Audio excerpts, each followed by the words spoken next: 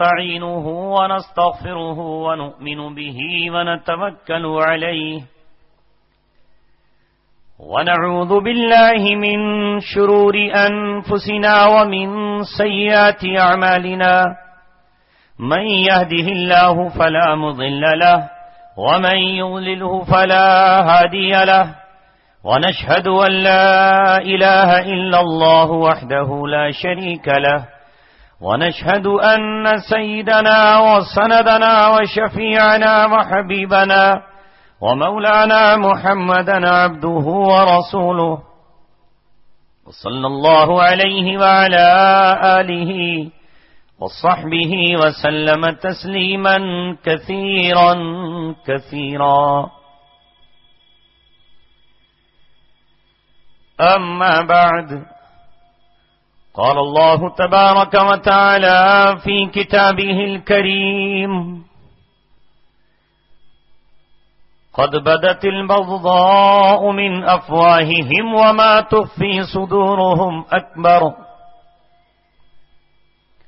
والرسول صلى الله عليه وسلم يقول في حديث مبارك: يوشك أن تداعى عليكم الأمم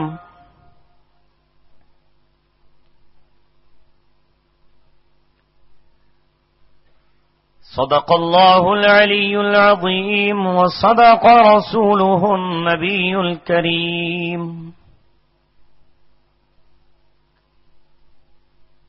مکتبوں میں کہیں رانائی افکار بھی ہے،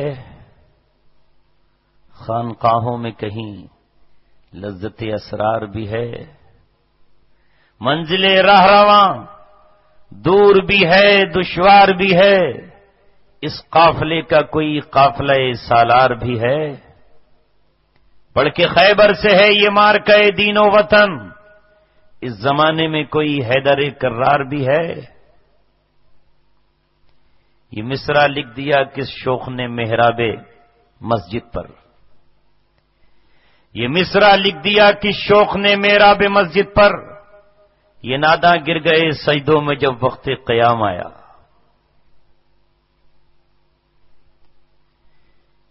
ایک طرف انتہائی خطرناک حالات جن کے تصور سے روح کانپ جائے، راتوں کی نیند اور دن کا سکون اڑ جائے. ایک طرف وہ دلدوز مناظر جن میں معصوم بچوں کے جسم سے تازہ و سرخ لہو بہ رہا ہو، ایک طرف روتی ہوئی بہنوں کے گرم آنسو، دوسری طرف بلکتے ہوئے بوڑھے، سسکتے ہوئے ضعیف، تیسری طرف مقامات مقدسہ کی آہ و بکا، مسجد اقصی اور بیت المقدس کی چیخ اور اس کی سسکیاں پوری امت کو آواز دے رہی ہوں. اور امت کا حال یہ ہو کہ نہ وہ ایک دوسرے کے پاس بیٹھنے کے لیے تیار ہو، نہ ایک دوسرے کے قریب آنے کے لیے تیار ہو. میں جان رہا ہوں اور سمجھ رہا ہوں، کہہ دوں گا تو آپ کو بات نیم سے زیادہ کڑوی لگے گی، اس لیے کہ حق کڑوا ہوا کرتا ہے. الحق مرن، یہ آپ کے گاؤں کی وجہ نہیں ہے، اس گاؤں میں پیدا ہونے والا وہ شدید اختلاف ہے جو دلوں کو ایک نہیں ہونے دیتا. روزانہ سفر ہے میرا، اسی ہندوستان میں سفر ہے.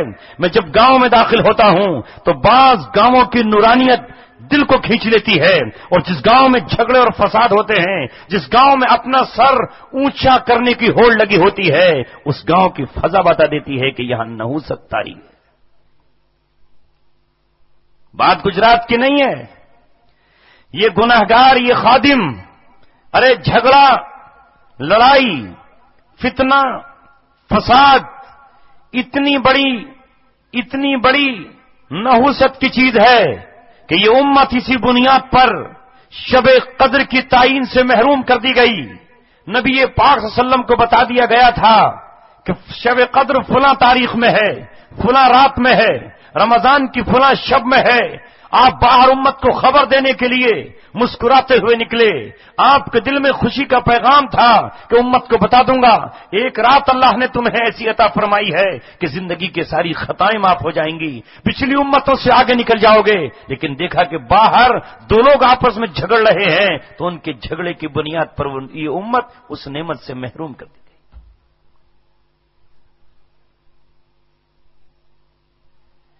میں آج پھر آپ کو پکار کر کہہ رہا ہوں اور آپ کو آواز دے رہا ہوں, ایک مہینے کے بعد یہ دوسرے مہینے میں دوسرا سفر ہے.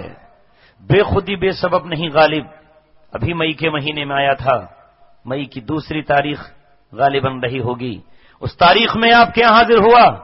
جون میں کوئی پروگرام نہیں تھا, لیکن اس ادارے کے ذمہ دار نے مجھے دعوت دی. میں نے بن کسی سے پوچھے, بن کسی سے مشورہ کیے 3, 4, 5 منٹ کے اندر اندر کہا ہاں ہم حاضر ہو جائیں گے.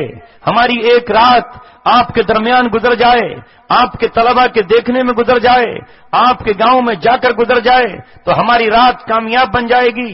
اے نوجوانوں, اے میرے عزیزوں, آپ مغرب کی نماز سے لے کر کے اب تک تڑپ رہے ہیں تو یقیناً جس دن سے یہ ڈیٹ فکس ہوئی ہے اس دن سے ہماری روح بھی آپ سے گفتگو اور ملاقات کرنے کے لیے ترس رہی ہے.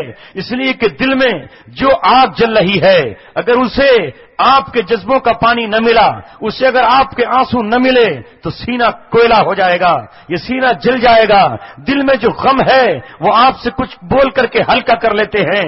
جب مسجد اقصی کی آواز سنتے ہیں, جب ہم یہ دیکھتے ہیں کہ اسی ملک میں ابھی چند دنوں پہلے ایک شخص نے خانہ کعبہ کی تصویر بنائی اور اس خانہ کعبہ کی تصویر پر ایک کتا دکھایا جو کتا خانہ کعبہ کی تصویر پر پیشاب کر رہا ہے, اور اس تصویر کو اس نے یوٹیوب پر ڈال دیا تاکہ اسے 1 ارب 75 کروڑ مسلمان پوری دنیا کے دیکھتے رہیں کہ تم اتنے بے قیمتی ہو, تم اتنے بے غیرت ہو, تم اتنے بے حس ہو, تم اتنے بے جان ہو, تمہارے پاس کوئی حیثیت اور کوئی قوت نہیں ہے کہ تم اس تصویر کو بھی ہٹا سکو. وہ ہمیں چیلنج نہیں کر رہا, ہمیں کیا چیلنج کرے گا؟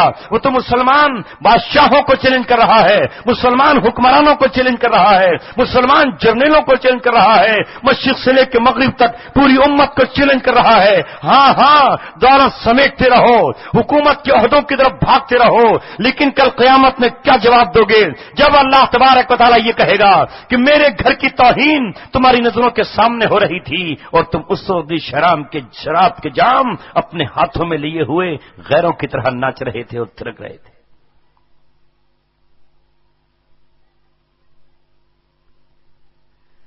دوستو اور عزیزو,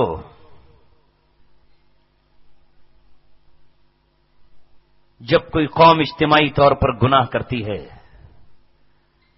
تو پھر اللہ تبارک و تعالیٰ اس کی توبہ اس طرح قبول نہیں کرتا کہ وہ آنسوؤں سے قبول کر لے. اجتماعی جرم کی سزا سب کو ملا کرتی ہے اور پھر توبہ آنسوؤں سے قبول نہیں ہوتی, دعائیں سر سے اوپر نہیں اٹھتی. کتنا ہی انسان بلکتا رہے, کتنا ہی تڑپتا رہے, کیا وہ حدیث ہماری نظروں کے سامنے نہیں ہے؟ رسول اللہ صلی اللہ علیہ وسلم نے فرمایا ایک شخص پر گندا بال ہے, کپڑے اس کے میلے کچیلے ہیں, تھکن سے چور چور ہے, لب سے بار بار کہتا ہے ہونٹوں سے اے اللہ لبیک اللہم لبیک, اے اللہ تیرے دربار میں حاضر ہوں. اللہ تبارک و تعالیٰ کہتا ہے ملبسو کا حرام, تیرا لباس حرام ہے, تیرا کھانا حرام ہے, تیری روزی حرام ہے, تو حرام کی دولت سے میرے گھر دیکھنے کے لیے آیا ہے, مردود چلا جا یہاں سے, نہ تیری لبیک قبول ہے نہ تیری صادق قبول ہے.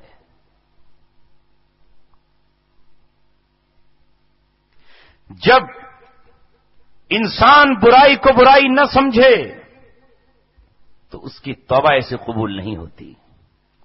کب قبول ہوتی ہے, کیسے قبول ہوتی ہے؟ پھر اللہ تبارک و تعالیٰ کو خون چاہیے ہوتا ہے ان لوگوں کا. جب تک اللہ تبارک و تعالیٰ خون کی قربانی نہ لے لے, جب تک اللہ تبارک و تعالیٰ ان پر اپنے عذاب کو مسلط نہ کر دے, تب تک اللہ تبارک و تعالیٰ توبہ قبول نہیں کرتا. کیا بنی اسرائیل کا واقعہ اللہ تبارک و تعالیٰ نے قرآن میں یوں ہی بیان کیا ہے؟ وہ قوم جسے اللہ تبارک و تعالیٰ نے اپنی نعمتوں سے نوازا، جس نے فرعون کو ڈوبتے ہوئے دیکھا، جس نے فرعون کی نظروں کے سامنے اور فرعون کی طاقت اور قوت کے سامنے حضرت موسیٰ علیہ السلام کا جاہ و جلال دیکھا، ادھر موسیٰ علیہ السلام کوہ طور پر گئے اور یہ قوم موسیٰ علیہ السلام کی جگہ سامری کو اپنا رہنما اور رہبر بنا لیا. اس خواب میں بھی نہ رہوں اور آپ بھی نہ رہیں اور ہم بھی نہ رہیں کہ میاں ہم تو سید زادے ہیں، حضرت حسن اور حسین کی اولادیں ہیں. کوئی کہے میاں نہیں ہم تو قریش ہیں، بنو ہاشم کی اولادیں ہیں. اس پر کام نہیں چلے گا. کیا ابو طالب قریش نہ تھے؟ ارے بتاؤ، ابو طالب قریش نہ تھے؟ تھے کہ نہیں؟ ارے ابو لہب قریشی نہیں تھا؟ اور بلال کہاں کے تھے؟ وہ تو قریشی نہ تھے، وہ تو مکی نہ تھے، وہ تو مدنی نہ تھے، وہ تو بنو ہاشم سے نہیں تھے، وہ تو افریقہ سے چل کر آئے، وہ تو غلام خاندان سے غلام کے بیٹے تھے، غلامی کی زندگی گزار رہے تھے. اللہ تبارک و تعالیٰ کا نبی جو میرا بھی رسول ہے، جو اللہ کا رسول ہے، جو میری بھی آنکھوں کا تارا ہے اور آپ کی بھی نگاہوں کا تارا ہے، جس پر ہم ایمان لے کر آئے ہیں، اس نے یہ تمام چودراہٹیں، اس نے یہ تمام چیزیں اپنے پیروں کے نیچے مسل ڈالی اور رون ڈالی. اور قرآن نے کہا تبت یدا ابی لہب. ابو لہب کے لیے تبت یدا اتری، ابو جہل کے لیے انا اعطینا کل کوثر اتری. ابو جہل کے لیے اللہ تبارک و تعالیٰ کی جانب سے چیلنج آیا اور اللہ تعالیٰ نے کہا لئن لم ینتہی، اگر یہ باز نہیں آیا، اگر یہ باز نہیں آیا تو ہم اس کی پیشانی کو پکڑ کر رہیں گے. لنصفعن بالناصیہ ناصیۃ کاذبۃ خاطیہ. اس کی وہ پیشانی جو خطا کار ہے، اس کی پیشانی جو گناہ گار ہے، میں اسے پکڑ کر رہوں گا، میری پکڑ سے اسے کوئی نہیں روکے گا. اور اللہ تعالیٰ نے کہا جا تو بھی اپنی فوج کو بلا لے اور تو بھی اپنے لشکر کو بلا لے، تو اپنے پیادوں کو بلا لے. سند الزبانیہ، میں بھی اپنا لشکر بلاتا ہوں.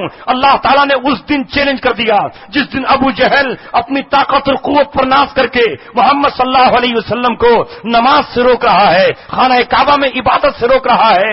چیلنج تو کیا تھا اللہ تبارک و تعالیٰ نے مکہ کی سرزمین پر، اور تقریباً اس کے بعد 13 سال اللہ تبارک و تعالیٰ نے اسی طرح گزارے. لوگ اس وقت بھی ہنس رہے ہوں گے. محمد صلی اللہ علیہ وسلم پر اترنے والا قرآن ابو جہل کو چیلنج کر رہا ہے، لیکن ابھی تک تو ابو جہل کی پیشانی کے بال کسی نے نہیں پکڑے. کب پکڑا اللہ تعالیٰ نے؟ کب پکڑا؟ 15 سال کے بعد. 13 مکہ کے اور مدینے کا دوسرا سال. 15 سال کے بعد اللہ تبارک و تعالیٰ نے جو کہا تھا اس کی پیشانی کے بال پکڑ لیے. اور کیسے پکڑے سنا دوں؟ بھاگ جاؤ گے گھر کو؟ بولو. ارے بولتے رہو ذرا، جو نہ بولنے والے تھے وہ چلے گئے ہیں. ہم اس کی کوئی پرواہ نہیں ہے، کیونکہ ہمارے سامنے تاریخ ہے، ہمارے سامنے قرآن کی تاریخ ہے. بہت شور سنتے تھے پہلو میں دل کا، جو چیرا تو قطرہ خون نہ نکلا. بہت سے دعوے دار تھے. عرب کی ایک لیلا جو روزانہ دودھ پلاتی تھی، تو ہر شخص روزانہ 1 گلاس لمبا جام پینے کے لیے جاتا کہ ہاں اس نے امتحان لیا کہ کتنے مجنوں پیدا ہو گئے. یہ میرا تو ایک ہی قیس ہے، یہاں تو سینکڑوں دعویٰ کر رہے ہیں کہ انا قیس، انا القیس، انا قیس، انا قیس، میں بھی قیس، میں بھی قیس، یو قیس، آئی قیس، سارے کے سارے کہہ رہے ہیں.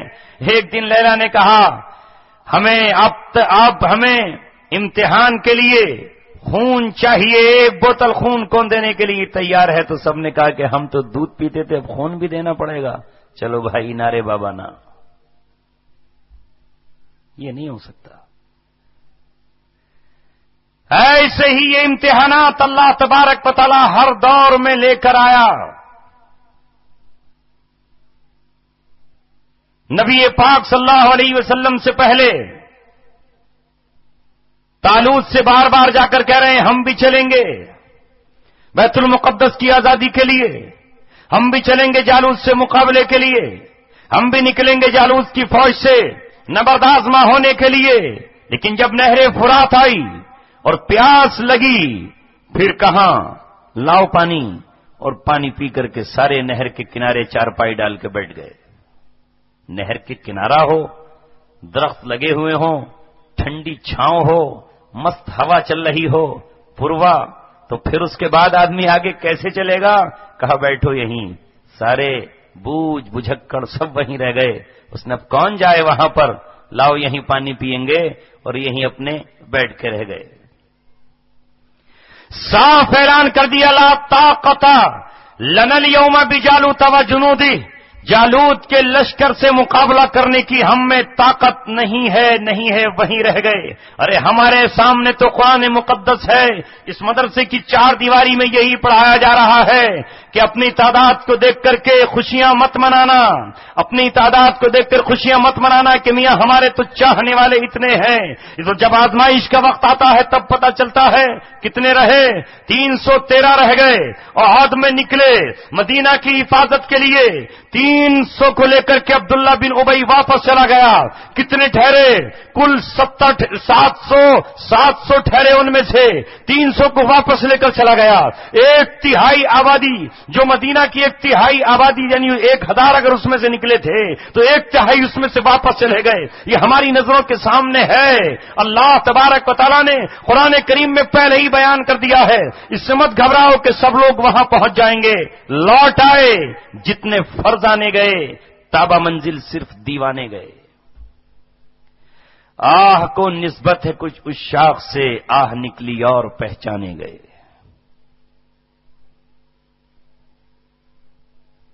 تاریخ کا جب بھی رخ بدلا ہے ہمیں دیوانوں نے. انصاف کی شمع روشن کی جل جل کے ہمیں پروانوں نے. یہاں اندلس کو فتح کشتیاں چلا کر نہیں، کشتیاں جلا کر فتح کیا جا رہا ہے.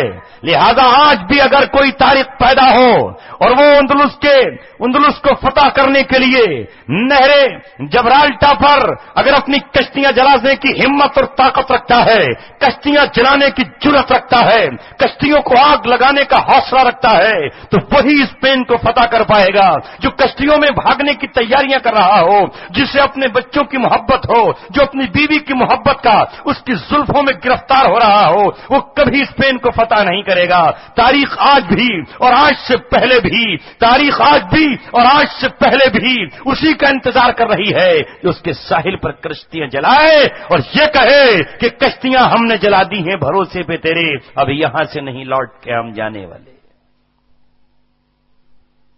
قسطنطنیہ کو اسی ماں کا بیٹا فتح کرے گا جس کا نام محمد ہے، جس کا رشتہ عثمان سے ہے، جس کا رشتہ عثمانی ترک سے ہے، جو سمندر میں نہیں، جو نہر پر کشتیاں نہ چلائے بلکہ ریت پر کشتیاں چلا رہا ہو، وہ پہاڑوں پر کشتیاں چلا رہا ہو اور انگریزوں کو یہ بتا دے، عیسائیوں کو یہ بتا دے کہ تم ہم سے زیادہ عقل مند نہ کل تھے نہ آج ہو، تمہاری عقلیں گھٹنوں میں ہے، تمہاری عقل ٹخنوں میں ہے. جو عیسائی قوم اللہ تبارک و تعالیٰ کا بیٹا حضرت عیسیٰ کو تسلیم کرتی ہو، ایک طرف انہیں اللہ کہتی ہو، دوسری جانب یہ بھی تسلیم کرتی ہو کہ وہ سولی پر چڑھا دیے گئے، ان سے زیادہ بیوقوف کوئی نہیں ہے، ان سے زیادہ احمق کوئی نہیں ہے، ان سے زیادہ ایڈیٹ اور پاگل کوئی نہیں ہے.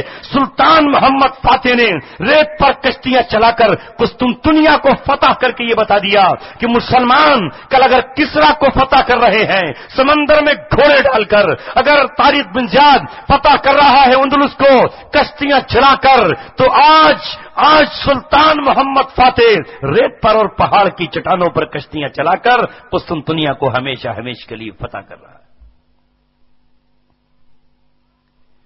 دنیا سے بھیک مانگ رہے ہیں وہ عدل کی.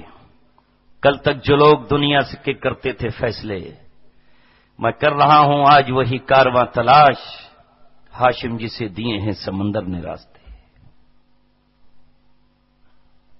جس دن سعد بن وقاص کے ایمان کی ہم نے نقل کر لی، جس دن سعد بن وقاص رضی اللہ تعالیٰ عنہ کے حوصلے ہمارے اندر پیدا ہو گئے، اور جس دن ہمارا ایمان صحابہ کے ایمان سے میل کھا گیا، قسم پاک پروردگار کی، رب ذوالجلال آج بھی سمندر میں ہمارے گھوڑوں کو تیرانے کی طاقت رکھتا ہے.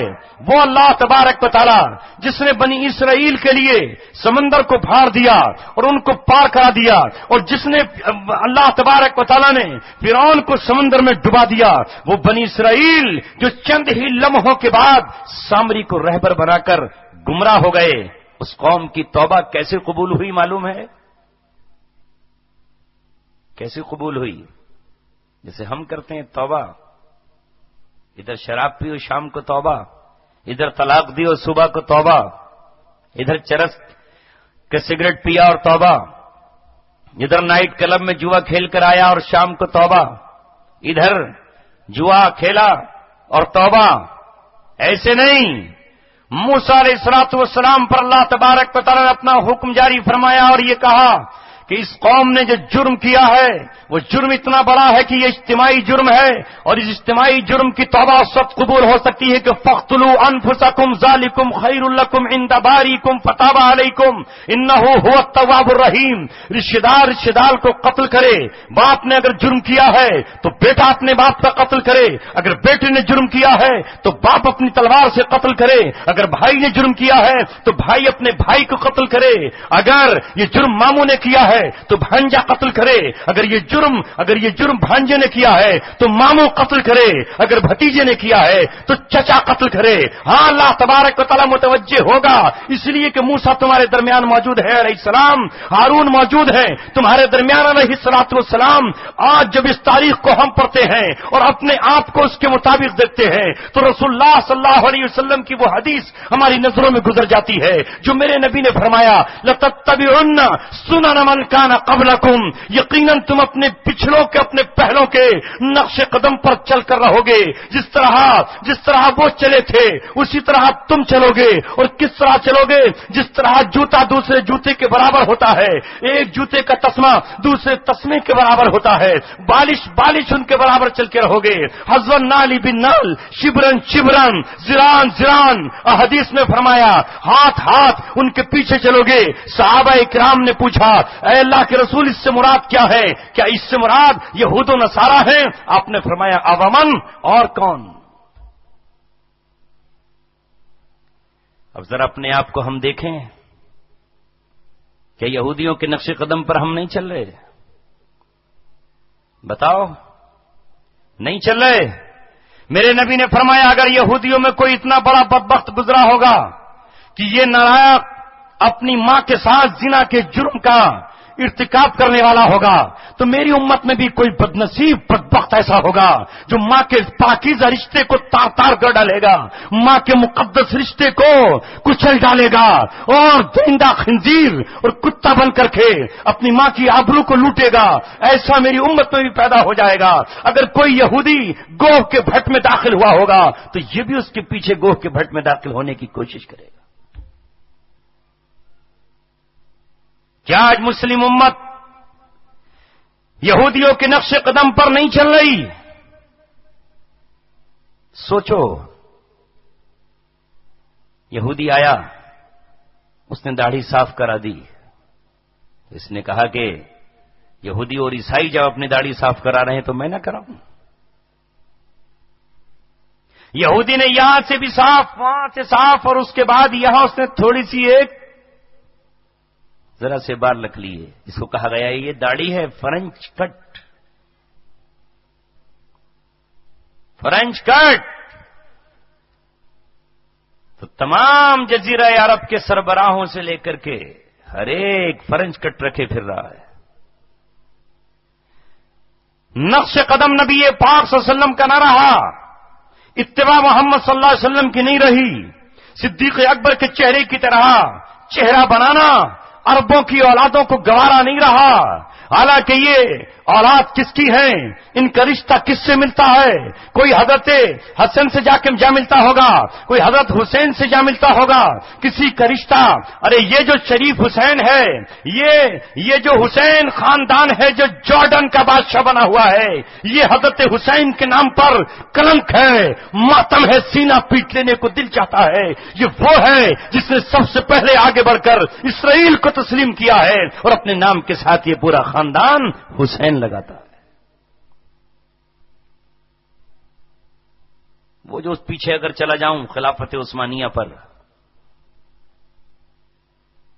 تو اس وقت مکے میں اور جزیرے عرب میں شریف حسین ہے، شریف بھی ہے اور حسین بھی ہے، کیا کہنے۔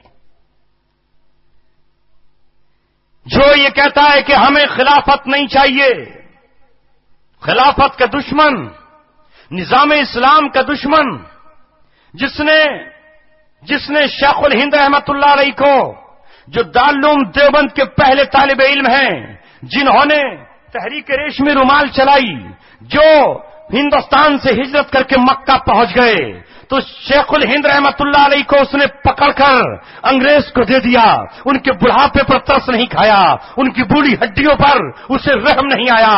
یہ کوئی یہودی نہیں تھا، یہ کوئی عیسائی نہیں تھا، یہ ہندوستان کا مشرک نہیں تھا، یہ کوئی پارسی اور جین سماج کا آدمی نہیں تھا، یہ شریف بھی تھا، یہ حسین بھی تھا، رہنے والا عرب کا تھا، اور یہ کہہ رہا ہے شیخ الہند کو انگریزوں کو تھالی میں سجا کر دے دیا، اور انگریزوں نے شیخ الہند کو بڑھاپے کے عالم میں مالٹا کی جیل میں ڈال دیا اور کالے پانی کی سزا دی۔ وہ شیخ الہند جو عمر کی آخری منزل پر ہے، جیل سے چھوٹ کر آئے ہیں، تو ہڈیاں جواب دے چکی ہیں۔ 2 سال کے بعد انتقال ہو جاتا ہے، وہاں سے جب آئے ہیں اور آ کر کے دردناک داستان سنائی ہے، جہاں انگریز نے ان کی کمر کو لوہے کی سلاخوں سے داغ دیا، جس پر گوشت کی بوٹیاں نہیں تھیں، صرف ہڈیاں تھیں۔ جب انہیں نہلانے کے لیے تخت پر لٹایا گیا تو جس شخص نے نہلایا ہے اس کی چیخ نکل گئی کہ شیخ الہند تمہارے کمر پر گوشت کیوں نہیں ہے؟ انہیں جب ان کے شاگردوں نے بتایا کہ ہمارے ساتھ سامنے سے انگریز انہیں پکڑ کر کال کوٹھی میں لے جاتا اور وہاں سے ان کی کمر کو داغتا، وہ کتنا نالائق تھا کہ جو بوڑھے پر رحم نہیں کر رہا ہے۔ تب شیخ الہند نے اس وقت جب ان کے قدم چل نہیں پاتے تھے تو علی گڑھ مسلم یونیورسٹی کا دورہ کیا۔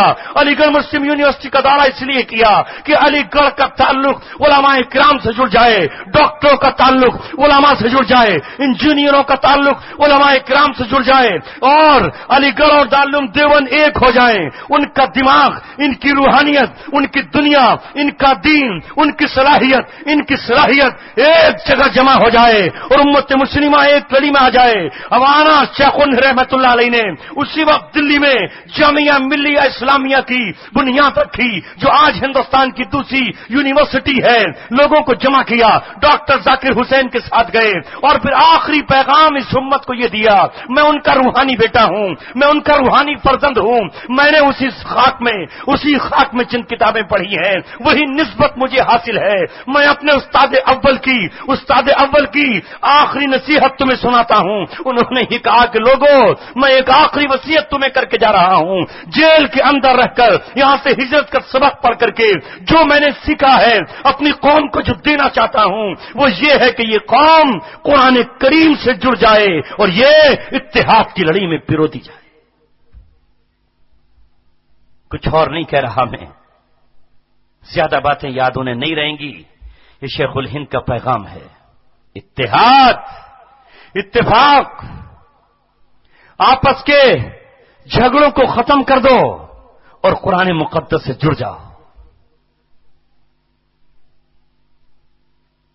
شیخ الہند یہ پیغام دے رہے ہیں تو اس کے مقابلے پر یہودی اور عیسائی اور دنیا کی دوسری قومیں یہی تو پیغام دیں گی کہ قرآن سے کٹ جاؤ اور آپس ہی میں بھیڑ جاؤ، تمہاری صلاحیتیں آپس میں ختم ہو جائیں، تمہاری صلاحیتیں آپس میں تباہ و برباد ہو جائیں۔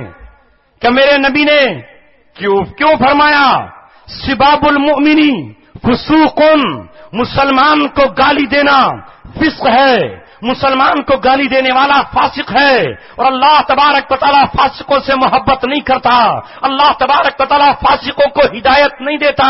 ان اللہ لا یہدی القوم الفاسقین، اللہ تعالیٰ فاسق کو ہدایت نہیں دیتا، اس کی رہنمائی نہیں کرتا، اور مومن کو گالی دینے والا فاسق ہے، وہ قتالہ کفر، اور مسلمان کا قتل کرنے والا کافر ہے، کفر کی منزل پر پہنچ جاتا ہے۔ ایک مومن کا قتل معمولی گناہ ہے۔ قرآن پڑھیے، قرآن پڑھیے، من قتل مومنا متعمدا فجزاؤہ جہنم، جس نے کسی ایک مسلمان کا قتل جان بوجھ کر کیا، دھوکے سے الگ بات ہے، خطا سے الگ بات ہے، من قتل مومنا متعمدا فجزاؤہ جہنم، اس کی سزا جہنم ہے، خالدن فیہا، کتنا رہے گا اس میں؟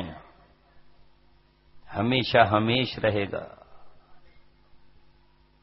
ہمیشہ ہمیش رہے گا۔ یہ ہمیشہ ہمیش کی سزا سوائے کفر و شرک کے کسی گناہ پر نہیں ہے، سارے گناہ اس سے چھوٹے ہیں۔ اور اسی کے ساتھ یہی نہیں، فرمایا وغضب علیہ، اللہ تبارک و تعالیٰ کا اس پر غصہ، ولعنہ، اللہ تبارک و تعالیٰ پر، اللہ تعالیٰ کی اس پر لعنت ہے۔ ایک مومن کا قتل اتنا بڑا گناہ ہے۔ نرم علماء آگے آ کر کے تعویل کر رہے ہیں، کوئی ضروری ہے کہ میری تعویل اللہ تبارک و تعالیٰ قیامت میں آپ کی مان لے کہ صاحب وہ خالدن سے مراد بہت زیادہ دنوں تک رہنا ہے، تو بہت زیادہ کچھ کم ہے، یہ زیادہ کی کوئی تعداد تو ہے نہیں۔ کتنا سخت لہجہ اللہ تبارک و تعالیٰ نے اختیار کیا، کتنا سخت لہجہ، ایک مومن کا قتل ہمیشہ ہمیش کی سزا، اللہ تبارک و تعالیٰ کی لعنت کا یہ مستحق، اللہ تبارک و تعالیٰ کے غصے کا یہ مستحق۔ لہذا ابلیس یہ چاہتا ہے کہ مومن کے پاس جو قوت اور طاقت ہے وہ دوسرے مومن کے قتل تک پہنچ جائے، پہلے گالم گلوچ شروع ہو اور اس کے بعد پھر کفر تک پہنچ جائے۔ یہ گالی گلوچ کو رسول اللہ صلی اللہ علیہ وسلم نے فرمایا، جس شخص کی زبان پر گالی جاری ہو سمجھو کہ یہ منافق ہے۔ آیت المنافق ثلاث، منافق کی علامتیں کتنی ہیں؟ 3 یہ نشانی بتائی گئی، اور ایک حدیث میں فرمایا جس میں 4 چیزیں پاؤ اس کے منافق ہونے کی گواہی دے دو۔ یہ نشانیاں ہیں، علامت، آئیڈینٹی یہ ہے کہ اذا حدث کذب، جب وہ بولے تو جھوٹ بولے، واذا تؤمن خان، جب اس کے پاس کوئی چیز امانت رکھی جائے تو اس میں خیانت کرے، اور جب اس کا جھگڑا ہو جائے کسی سے تو گالم گلوچ پہ اتر آئے، گالم گلوچ پر اتر آئے، یہ منافق کی علامت ہے۔ اور دوسری حدیث میں فرمایا جس میں ایک چیز اور بتائی کہ جب وعدہ کرے اخلفا تو پھر اس کی خلاف ورزی کرے۔ ہیں کہاں ہم، کس منزل پر کھڑے ہوئے ہیں؟ ارے حضرت حنظلہ تو روتے بلکتے اور تڑپتے ہوئے گھر سے نکل کر آ رہے ہیں اور کہہ رہے ہیں نافقہ حنظلہ، حنظلہ منافق ہو گیا، حنظلہ منافق ہو گیا۔ صدیق اکبر نے کہا ارے حنظلہ کیا کہہ رہے ہو، کیسے منافق ہو گئے؟ منافق توبہ کرو، اللہ تعالیٰ نفاق سے ہمیں بچائے۔ کہا ارے رسول اللہ صلی اللہ علیہ وسلم کی مجلس میں ہوتے ہیں تو ایمان ٹھاٹھے مارتا ہے، سمندر کے موجوں کی طرح لہریں لیتا ہے، دریا کی طرح بل کھاتا ہے، اور جب گھر میں پہنچ جاتے ہیں تو ایمان کی انگیٹھی سرد ہو جاتی ہے، ایمان کا چولہا بجھ جاتا ہے، لہذا یہ تو نفاق کی علامت ہے۔ کہا حنظلہ اگر یہ بات ہے تو ابوبکر بھی منافق ہو گیا۔ دونوں روتے بلکتے ہوئے رسول اللہ کی خدمت میں پہنچے۔ رسول اللہ نے کہا نہیں ابوبکر تم بھی منافق نہیں ہو، یہ نفاق یہ نہیں ہے، یہ تو وہ کیفیت ہے جو چولہے کے پاس بیٹھنے والے کی ہوا کرتی ہے، جو روشنی کے پاس بیٹھنے والے کی ہوا کرتی ہے۔ تم میری محفل میں آتے ہو تو میں چونکہ روشنی کا ایک سورج ہوں، میں چمکتا دمکتا چراغ ہوں، میں چاندنی دیتا ہوا ایک ماہتاب ہوں، لہذا جو کیفیت میری مجلس میں ہے وہ تو تمہارے گھر میں نہیں ہوگی۔ لیکن اپنے آپ کو اگر تم سچ بولتے ہو، جھوٹ نہیں بولتے، اگر کسی سے جھگڑا ہو جائے تو تم گالی نہیں دیتے، کسی کی امانت میں خیانت نہیں کرتے، کسی سے وعدہ کرتے ہو تو وعدہ خلافی نہیں کرتے، تو نفاق سے بچے ہوئے ہو، نفاق سے بری ہو۔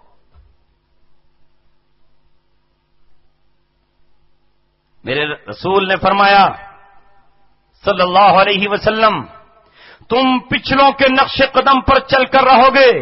ارے پچھلی قوموں کا بھی تو یہی حال ہوا جو آج ہمارا حال ہے. آج ہمارا حال ہے. پچھلی قوموں نے بھی تو یہی کیا. یہودیوں نے اپنے فرقے بنا لیے. فریسی صدوقیوں سے لڑتے رہے اور صدوقی فریسیوں سے لڑتے رہے.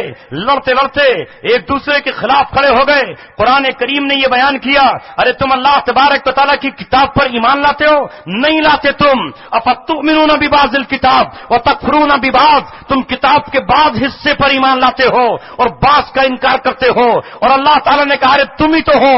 ہاں تم ہؤلاء تقتلون انفسکم, تم اپنے آپ کو قتل کرتے ہو. اور تخرجون فریقا منکم من دیارہم, اور تمہارا ایک گروہ اپنوں کو گھروں سے باہر نکال دیتا ہے. اتنا ظلم کرتا ہے کہ لوگ گھر چھوڑ کے بھاگ جاتے ہیں. اتنا ظلم کرتا ہے کہ لوگ شہر چھوڑ کے بھاگ جاتے ہیں. اتنا ظلم کرتے ہو کہ لوگ ملک چھوڑ کر بھاگ جاتے ہیں. اور ان کے اپنوں کے مقابلے پر دشمنوں کی مدد کرتے ہو. جب کوئی دشمن حملہ آور ہوتا ہے تو بجائے اپنے کی مدد کرنے کے دشمن کی انگلی پکڑ لیتے ہو, ان کی فوج کا حصہ بن جاتے ہو, ان کے لشکر کے صبح سالار بن جاتے ہو, اپنی طاقت ان کے ساتھ دیتے ہو. حالانکہ اللہ تبارک و تعالیٰ نے تمہیں پر یہ حرام قرار دیا تھا کہ تم اپنوں کو جلا وطن کرو, اور تم یہ سب کچھ کر رہے ہو. اور پھر ایک حکم مانتے ہو اللہ تبارک و تعالیٰ کا کہ جب تمہارا کوئی فریق گرفتار ہو جاتا ہے, قیدی بن جاتا ہے, تو فدیہ لے کر کے چھڑا لیتے ہو. یہی تو ہے. میں اس آیت کو جب پڑھتا ہوں اور آج مسلمانوں کی صفوں کا جائزہ لیتا ہوں تو مجھے لگتا ہے کہ کم سے کم وہ آج کے مسلمانوں سے کسی حد تک ایک کام تو کر رہے تھے کہ مسلمان اگر ان کا آپ بھائی گرفتار ہو گیا تو اسے فدیہ دے کر چھڑا لیتے تھے. یہاں تو آج حال یہ ہے کہ نگاہ دوڑائیں مشرق سے مغرب تک, شمال سے جنوب تک, کوئی ہے مسلمان, کوئی ہے حکمران, کوئی ہے مسلمانوں کی جماعت, کوئی ہے نمائندہ تنظیم جو یہ کہے کہ ہمارے قیدیوں کو چھوڑ دو, ہمارے قیدیوں کو آزادی دے دو, ہم ان کے بدلے میں ان کے برابر سونا دے دیں گے, ہم ان کے برابر چاندی دے دیں گے, ہم ان کے برابر ہیرے جواہرات تول کر دے دیں گے. بتاؤ کتنا مانگتے ہو؟ یہ دولت کے پجاری, یہ نوٹ اور تال کے پجاری, رب ذوالجلال کی قسم اگر ان کے قدموں میں پیسہ گر جائے تو سینکڑوں بہنیں آزاد ہو جائیں, سینکڑوں مائیں آزاد ہو جائیں. میں کہاں تک آپ کو آواز دوں؟ ڈاکٹر عافیہ خط لکھتے لکھتے تھک چکی, اس کے آنسو گرتے گرتے سوکھ چکے, وہ واسطہ دیتے دیتے تھک گئی ہے. لیکن روئے زمین پر کوئی ایک نہیں ہے جو یہ کہے کہ ہاں ہم اپنی بہن کو قید سے آزادی دلانے کے لیے اپنا سب کچھ دینے کے لیے تیار ہے. رب ذوالجلال کی قسم اگر قرآن آخری کتاب نہ ہوتی, اگر قرآن کے بعد بھی کسی کتاب کا نزول ہوتا, اگر میرا نبی آخری نبی نہ ہوتا, خاتم النبیین نہ ہوتا, تو ہمارے سلسلے میں اللہ کی آیتیں یہ کہہ رہی ہوتی جو قرآن میں اللہ کی آیتیں یہودیوں کے بارے میں کہہ رہی. کیا ہمارا حال یہ نہیں ہے کہ آج یہودی آواز دیتے ہیں؟ میں نے حدیث پڑھی تھی, اس کا ترجمہ اور تشریح کر رہا ہوں, اور شاید یہ صورتحال پیدا نہیں ہوتی تو میرا عنوان یہ نہیں ہوتا. سوچتا کچھ اور ہوں, ہوتا کچھ اور ہے. اس لیے کہ سنگلاخ چٹانوں کو توڑنے کے لیے بڑی محنت کرنی ہوگی.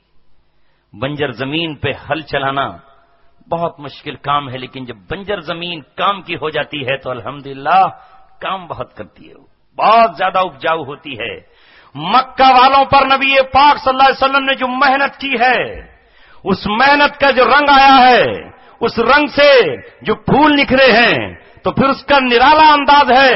مکہ کی چٹیل زمین پر رسول اللہ صلی اللہ علیہ وسلم نے جو محنت کی ہے تو اس میں صدیق اکبر تیار ہوئے, عثمان غنی تیار ہوئے, علی مرتضی تیار ہوئے, حیدر کرار تیار ہوئے, خالد بن ولید تیار ہوئے, سعد بن وقاص تیار ہوئے, ابو عبیدہ بن جراح تیار ہوئے, اکرمہ بن ابی جہل تیار ہوئے, معاویہ بن ابو سفیان تیار ہوئے, ابو سفیان تیار ہوئے, ہندا تیار ہوئے.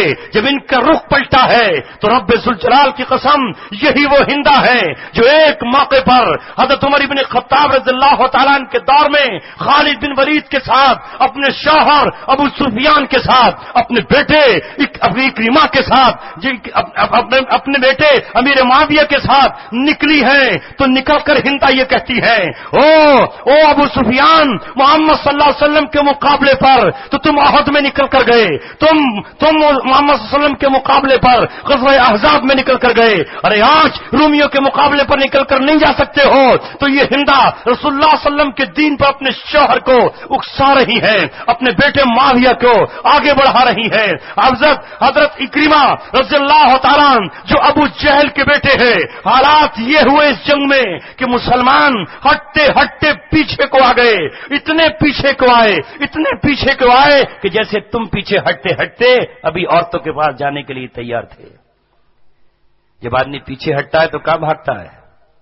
عورتوں کے پاس، کہتا ہے ہمیں بھی چوڑیاں پہنا دو۔ امیہ نہیں جا رہا تھا میدان بدر میں، امیہ جو حضرت بلال پہ ظلم کرتا تھا وہ نہیں نکل رہا تھا، تو معلوم ہے ابو جہل کیسے نکالا ابو جہل نے اسے؟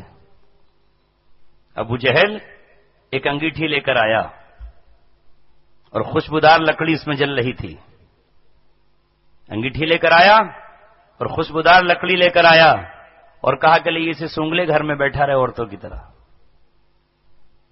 چوڑیاں لے کر آیا، کہا یہ پہن لے۔ جب اسے اتنی غیرت دلائی تو بولا بھی چلو تو چلنا ہی پڑے گا،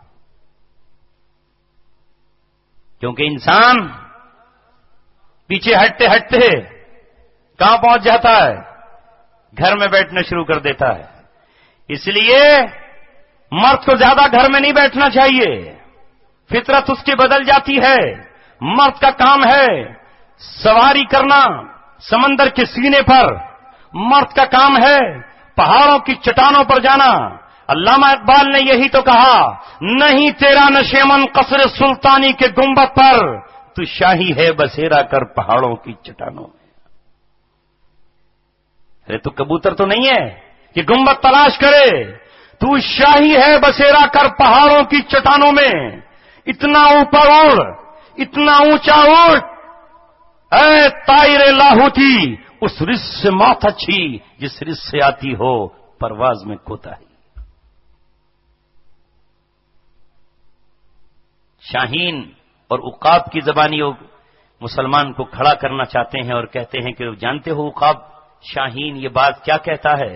کہتا ہے کیا میں نے اس خاک داں سے کنارہ جہاں رزق کا نام ہے آب و دانہ۔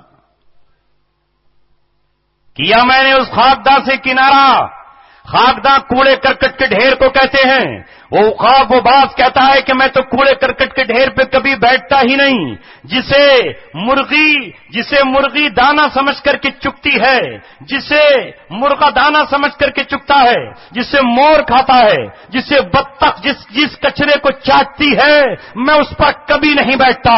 یہی وجہ ہے کہ مرغی کتنا اونچا اڑ لے گی، دیوار بھی نہیں پھلنگ سکتی۔ مور کتنا اونچا اڑ سکتا ہے، بطخ کتنا اڑ سکتی ہے۔ اور عقاب آگے بڑھ کر یہ کہتا ہے یہ پورب یہ پچھم چکوروں کی دنیا، میرا نیلگوں آسماں بے کرانہ۔ ارے یہ مشرق اور مغرب، یہ پورب اور پچھم تو چھوٹی چھوٹی چڑیوں اور چکوروں کا جہاں ہے کہ یہ میرا جہاں ہے وہ تیرا جہاں ہے۔ میں اتنا اونچا اڑتا ہوں جہاں پورب اور پچھم ہی نہیں رہتا، میں تو پہاڑ کی چوٹیوں سے بلند ہو کر کے چلا جاتا ہوں۔ تم یہ سمجھتے ہو کہ میں جو اڑ رہا ہوں وہ شکار کی تلاش میں اڑتا ہوں؟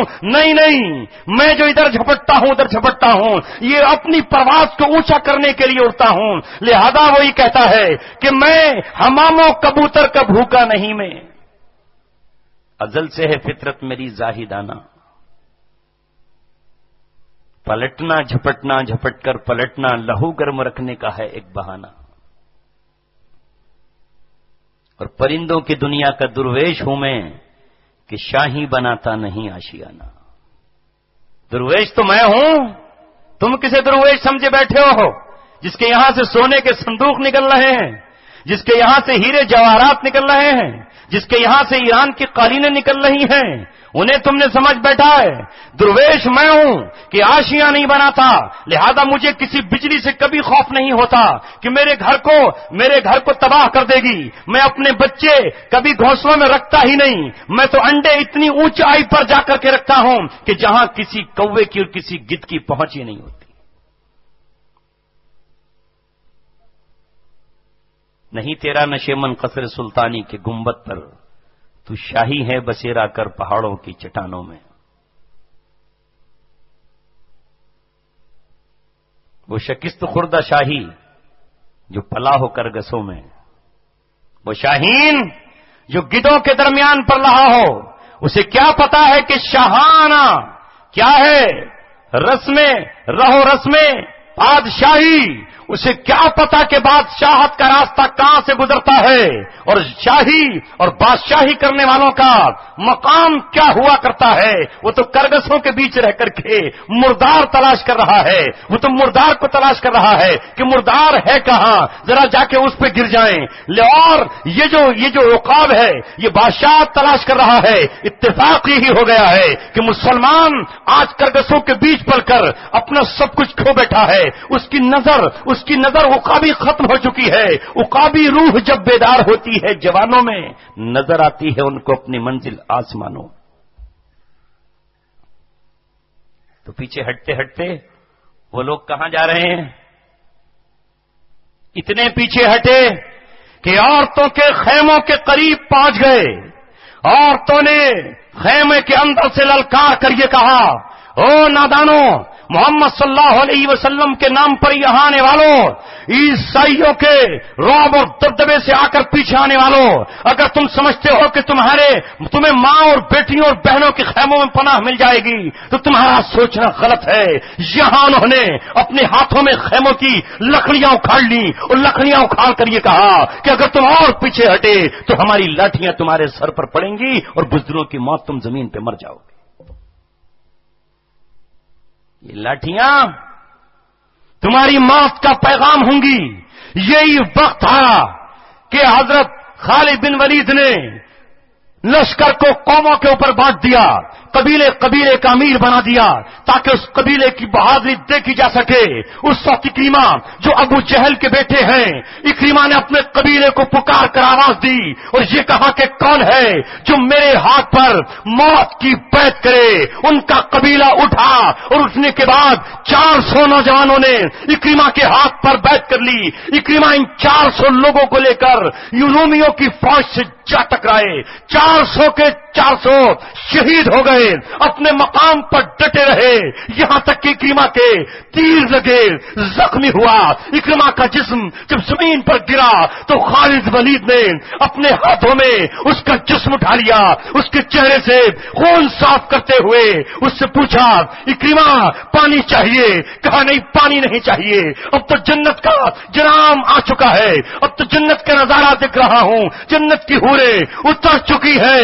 لیکن اے خالد، عمر ابن خطاب کو میرا یہ پیغام دے دینا جو یہ کہتے تھے کہ بنو امیہ کے شہزادے میدان سے بھاگ کر چلے آئیں گے، عمر کو یہ کہہ دینا کہ صرف خاندان بنو ہاشم کے چشم و چراغ ہی بہادری کے سکے نہیں دکھاتے، بلکہ آج ان کو بتا دینا کہ اکرمہ کے خاندان کے 400 لوگوں نے محمد صلی اللہ علیہ وسلم کے دین پر جان دی ہے، اور اپنا آخری نذرانہ ابو جہل کے بیٹا اکرمہ بھی رسول اللہ کے دین پر کہہ رہا ہے۔ خالد بن ولید سے یہ لفظ کہا اور اس کے بعد روح پرواز کر گئی۔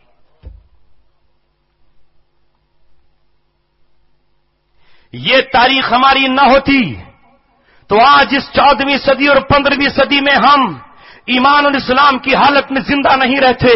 اگر ہمارے پاس یہ انمول ہیرے نہ ہوتے، اگر ہمارے پاس یہ رہنما نہ ہوتے، اگر ہمارے پاس یہ ماڈل نہ ہوتا، اگر ہماری تاریخ میں یہ لوگ نہ ہوتے تو رب ذوالجلال کی قسم ہم کس کا تذکرہ آج تمہارے سامنے کرتے، ہم کس کی داستان آپ کو سناتے، ہم کسے آپ کو آ کر کے بتاتے۔ ہمارے سامنے یہ ہماری حسین تاریخ ہے، ساتھ ہمارے کئی سنہری صدیاں ہیں، ہمیں سنیچر اتواروں سے کیا لینا۔ ساتھ ہمارے کئی سنہری صدیاں ہیں، ہمیں سنیچر اتواروں سے کیا لینا۔